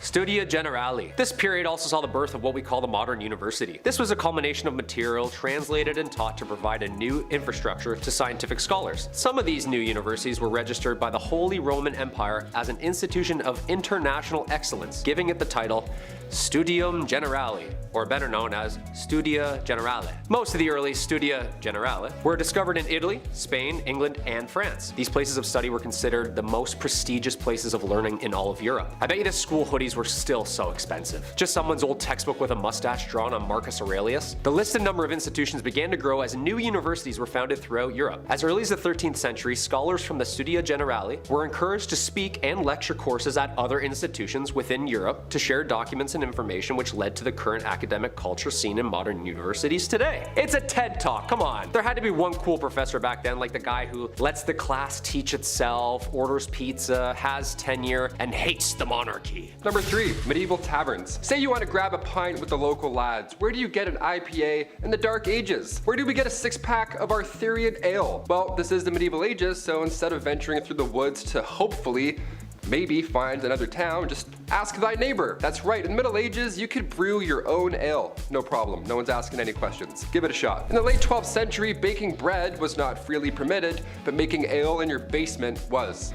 I guess that's great. So the higher ups, the noble lords, they wouldn't care if you made ale and had a block party, but if you made a weak ale, or it was improperly measured and then distributed, then, and only then, do you get a fine. Arrest this man at once. Number 2, St. Patrick. St. Patrick was a 5th century Roman British Christian missionary and bishop in Ireland. Also known as the Apostle of Ireland, although he is the first apostle, having lived prior to the current laws of the Catholic Church. He is considered a saint in the Catholic Church and is regarded as the enlightener of Ireland. The dates of Patrick's life are not certain, but there is a consensus that he was active in Ireland during the 5th century, making his rounds as a missionary, speaking the good word of God. But let's get into what everyone talks about with this guy. The good stuff, like slamming a green Guinness or getting all the snakes out of Ireland. I mean, I love the structure and the faith and stuff, but also chasing every snake out of an entire country with a walking stick? Shoo! Shoo, you fool, you bleeding bleeder. Go! Go! Do you know how big Ireland is? St. Patrick's Day is on March 17th, the supposed date of his death in 461 AD. It is enjoyed inside and outside Ireland as a religious and cultural holiday and remains a celebration of Ireland itself. And finally, number 1, dancing plague. A medieval plague, but make it groovy. Yeah, let's start dancing. That's right, the dancing plague. This was a real danger back in 1518. I'll try not to laugh, but I'll try. This was perhaps one of the weirdest events in history. Fra Trofea was the first victim of said plague. She was moving her body around frantically, so much so that it resembled a dance or something, in the middle of the Holy Roman Empire. And as if that wasn't weird already, dozens of others began to join. And then more, all moving their bodies with a similar, wacky, frantic twist. This was long before Chubby Checker came along, so we still have no idea what was going on here. Like, we're out of guesses at this point. This twist lasted for months. People were dropping on the spot. It was scary and confusing. In total, there were around 400 victims that fell to this mysterious illness. That's a lot of deaths. That's a lot of real deaths. This was documented in 16th century historical records, so I don't think the story is made up per se. No one would make this up. It's terrifying. A Catholic saint at the time, Saint Vitus, was believed to have the power to curse people with said dancing plague. What an amazing power also. Guy starts moonwalking away, you're like, beat it. Some suggest this was a cult, others believe they ate toxic rye. Who's to say for sure? Either way, we're all dancing. Number 10, mummification. Back in the ancient Egyptian times, of course, mummification was common. And even today, we're finding more mummies. It's pretty exciting. We're uncovering more ancient history every day. But how the hell was mummification done? Obviously, we can't talk about this in school because we're a little too young and maybe it's a little frightening. So, warning, it's a little gross. We've talked about teeth worms and trepanation, so I don't know. I feel like you're prepared. Well, for starters, mummification wasn't cheap. Being mummified was reserved for the rich. Now, it's pretty brutal, but what you would do is you would put a hook in your nose and then you would pull out your brains. All of the brains and the mushy stuff, just right out of your head. And then you would cut the left side of the stomach open, remove all of those goods, all those organs, gone, easy. And then while those are drying, you would put the lungs and the liver in jars. So ancient Egyptians, that's why they needed a lot of jars. You gotta put lungs and organs in it. And then you put the heart back in the body and then wash the insides out with wine and spices, all that good stuff. And then you would cover the body in salt for 70 days. Now around day 40, you would stuff in some sand, and then come day 70, that's when you would wrap them finally in the mummy bandages. And then the sarcophagus finally awaits. Those jars of organs were also stored in the burial chamber. So if you watch The Mummy and they're, making somebody a mummy and they're like moving around, no, it wasn't like that. that at all. It took 70 days. It was a long, exhausting process. Number 9, first open heart surgery. Okay, going back to ancient Egyptians, why not? We're on a little track here. So they would clean the entire body out and then they would put the heart back in. Now, of course, they weren't alive during any of this, obviously. But when was the first ever open heart surgery? When did the impossible become a reality after this? Well, the first successful open heart surgery after mummification went down in Chicago in 1893. The patient was a man named James Cornish. He got a knife wound to the chest during a brawl. The surgeon, Dr. Daniel Hale Williams, who by the way used to be a shoemaker's assistant, he saved this man. This is how he did it. In the city's first interracial hospital too, might I add, there weren't many textbooks on this type of operations at the time, so the odds of survival here were low. In fact, there weren't any odds at all, being the first. At this point in time, there were no x-rays, no antibiotics, no anesthesia, and also no problem. Apparently, using just a scalpel, Dr. Williams cut through his chest, weaved through nerves, muscles, ribs, you name it, until eventually he closed a severed artery near the heart. Now, Cornish survived, and come 1894, Williams was promoted, obviously, to chief surgeon at the Freedmen's Hospital in Washington, D.C. Yeah, I didn't remember hearing those details in school. Probably would have fainted at my desk. Number 8, Bridget Bishop. Okay, getting some witchy nonsense for this one. Back in 1692, 500 people lost their lives due to smallpox. This happened after Europeans brought the disease to North America, and in result, you would get covered in these sores, these pimple-like bubbles. It was really uncomfortable. So rather than recognize the situation as symptoms from a disease, the people of Salem at first thought, oh, they're probably cursed, they're probably witches, hence why they're acting odd. The small Massachusetts village began this wave of hysteria with 2 young women, Betty Paris and Abigail Williams. They started to show signs of the disease. They were convulsing, acting strange, talking nonsense. Obviously, they were extremely ill. And so the village doctor, William Greggs, just said, I think they're bewitched. There's a couple of witches in our presence. And then other villagers slowly started to show similar symptoms because, you know, science, that's how it works. But at the time, they believed Bridget was the first ever witch, and she was just cursing everybody around her. It was kind of the reason they kicked off the entire Salem witch hunt. It was all because of Bridget Bishop. Over the next few months, around 150 more folks were all convicted, all meeting their similar fate on Gallows Hill. Maybe it was Bridget Bishop, or maybe it was just rye disease. It's now referred to as St. Anthony's fire. You convulse, you experience delusions. Feels like bugs are under your skin. It's horrible. But these doctors didn't know that back then. Everybody just thought they were all cursed, that they were witches. No, they were not cursed. They just needed help. Oddly enough, in May 1693, just 1 year later, the Salem witch trials abruptly stopped. Did the town of Salem run out of witches, or did they run out of contaminated rye bread?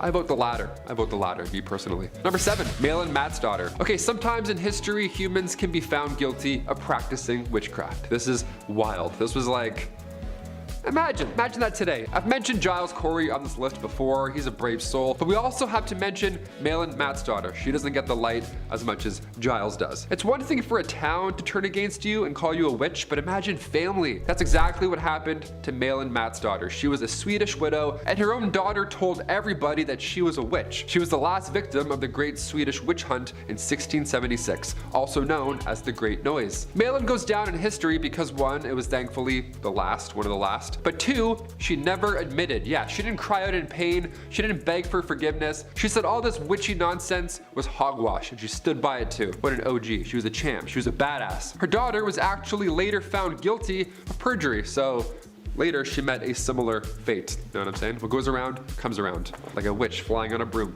in circles. Number 6, wedding season. Okay, we'll brighten the mood up a little bit. We'll start going this way in ancient history. Maybe you fantasized about your own big day, right? Maybe it's a beach wedding. Maybe it's a themed wedding, like a winter wonderland. Maybe it's a nice ice palace. It's always fun, I guess. I'm Canadian, so I'm like, no, definitely, but I hear ya. It's your big day, okay? Get creative. They say the best month to get married is June. And again, from a Canadian point of view, I can absolutely agree. In ancient Roman times, however, getting married in June was a must. See, June was the month of the god Juno, and they protect women and life when it comes to marriage and childbirth. So if it's between that and Halloween, obviously we're gonna go with June, right? Better omens over here for sure. Another myth is that bathing was rarely done back then. So when majority of the population washed up at the end of May or the beginning of June, everybody smelt nice, right? Everyone felt good and they wanted to celebrate. So why not have weddings in this month as well, right after we have a little bubble bath or two? That's a myth, but I can also see it checking out. It does make sense. A June wedding in ancient Roman days was also done so that after a spring birth, the mother can hop back into action and help with that summer's harvest. Yeah, maternity leave, Never heard of it, sorry. Welcome to ancient history. It's the worst. Number 5, best man origins. I got asked to be a best man recently, so you know what? I have to share some love. I have to share some ancient best man love. It was a little different back then, that's for sure. Back in those days, the role of the best man normally goes to the guy who's closest to the groom. That's normal, whether that's a brother or a best friend. Back during the time where women were married off like property, the role of the best man was very different, and it was all about protecting one's assets rather than, you know, anything to do with love. Back then, bride kidnapping was so common that if there was somebody else who wanted to marry someone who was already promised to send someone else, they might try and steal her for themselves, right? It's awful. That's where the best man comes in. He's gotta watch for dudes hopping fences ready to steal your wife and run away. The best man's job was to protect the bride at all costs. And if she was stolen, the best man would be the one to enter whatever battle or duel was necessary to get the bride back. The best man was literally there to be the best fighter. That's wild. The best man was also there to watch over the bride to make sure she didn't try and make a run for it as well. It sounds okay at first, and then you're like, oh no, it's all horrible. History, of course. Number 4, ancient divorce. It happens sometimes. Weird. Almost like those marriages I just explained wouldn't work out all the time. Weird. Trial by combat. You've probably heard of this, right? We've all seen that Game of Thrones episode. The eyes and the...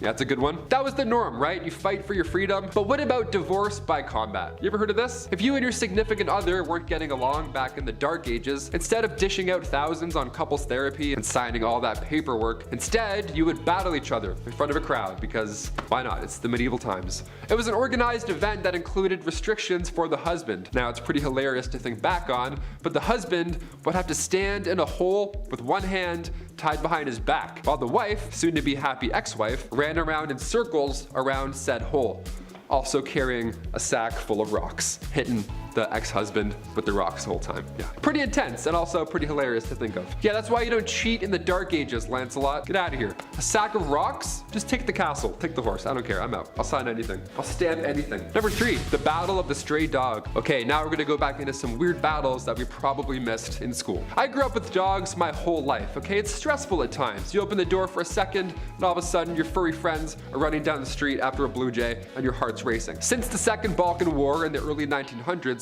Greece and Bulgaria were going head to head, right? At this point, there was a lot of conflict, a lot of emotions, tensions were of course high. But come October 1925, things finally escalated even more. A Greek soldier was chasing after his dog, who just decided to bolt randomly. But in doing so, he accidentally crossed the border into Bulgaria. So he was shot at, right? It was scary. The Greeks at that point were beyond upset, so they marched into Bulgaria and soon began a full-on war. All because of this dog, who saw a blue jay probably. By the time the International Committee negotiated a ceasefire to clear up the obvious misunderstanding, 50 people had already lost their lives. So yeah, keep those leashes on, please, unless you're in a off-leash dog park, because you might start a war. You never know. Number 2, the Battle of Los Angeles. Of course, I have to mention this battle. This one's a little bit different, but you know, maybe some UFO stuff going on here. The Battle of Los Angeles, otherwise known as the Great LA Air Raid, happened during World War II, right at the end of February 1942. This event, first of all, it took place only a few months after the Pearl Harbor attack. So yeah, everybody was of course immensely stressed out at this point. And then something like 25 enemy aircraft was then spotted flying over LA in the late hours of February 24th. So now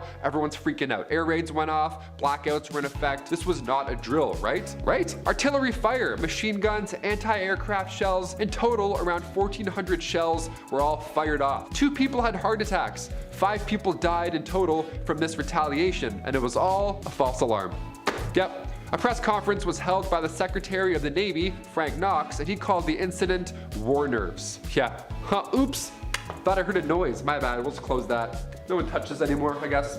War nerves. And finally, number 1, Battle of Zappolino. This one is pretty epic, okay? All over a bucket. Turning the calendars back to 1325, the Battle of Zappolino, it was a large-scale event all over a tiny bucket. And no, I'm not joking. The War of the Oaken Bucket. Now, this war consisted of 2 Italian towns, Bologna and Modena. Now, it all kicked off when soldiers from Modena snuck into Bologna with intentions to steal the wooden bucket from the city's well. Right? Resources were sparse back then, of course, so the Bolognese declared war, and then they sent in an invading force of 30,000 foot soldiers and 2,000 cavaliers. The city of Modena had a smaller army. They had 500 infantrymen and only 2,000 cavalry forces. But the thing is, those guys still won. They chased the larger army back to Bologna while destroying towns in the process. Now some recall them bringing the bucket back just to taunt the city, but right now the bucket is currently on display still in Modena, so it ended up finding its forever home there. And you can go check it out if you want. That many people kicked the bucket over this bucket. History is strange, my friend.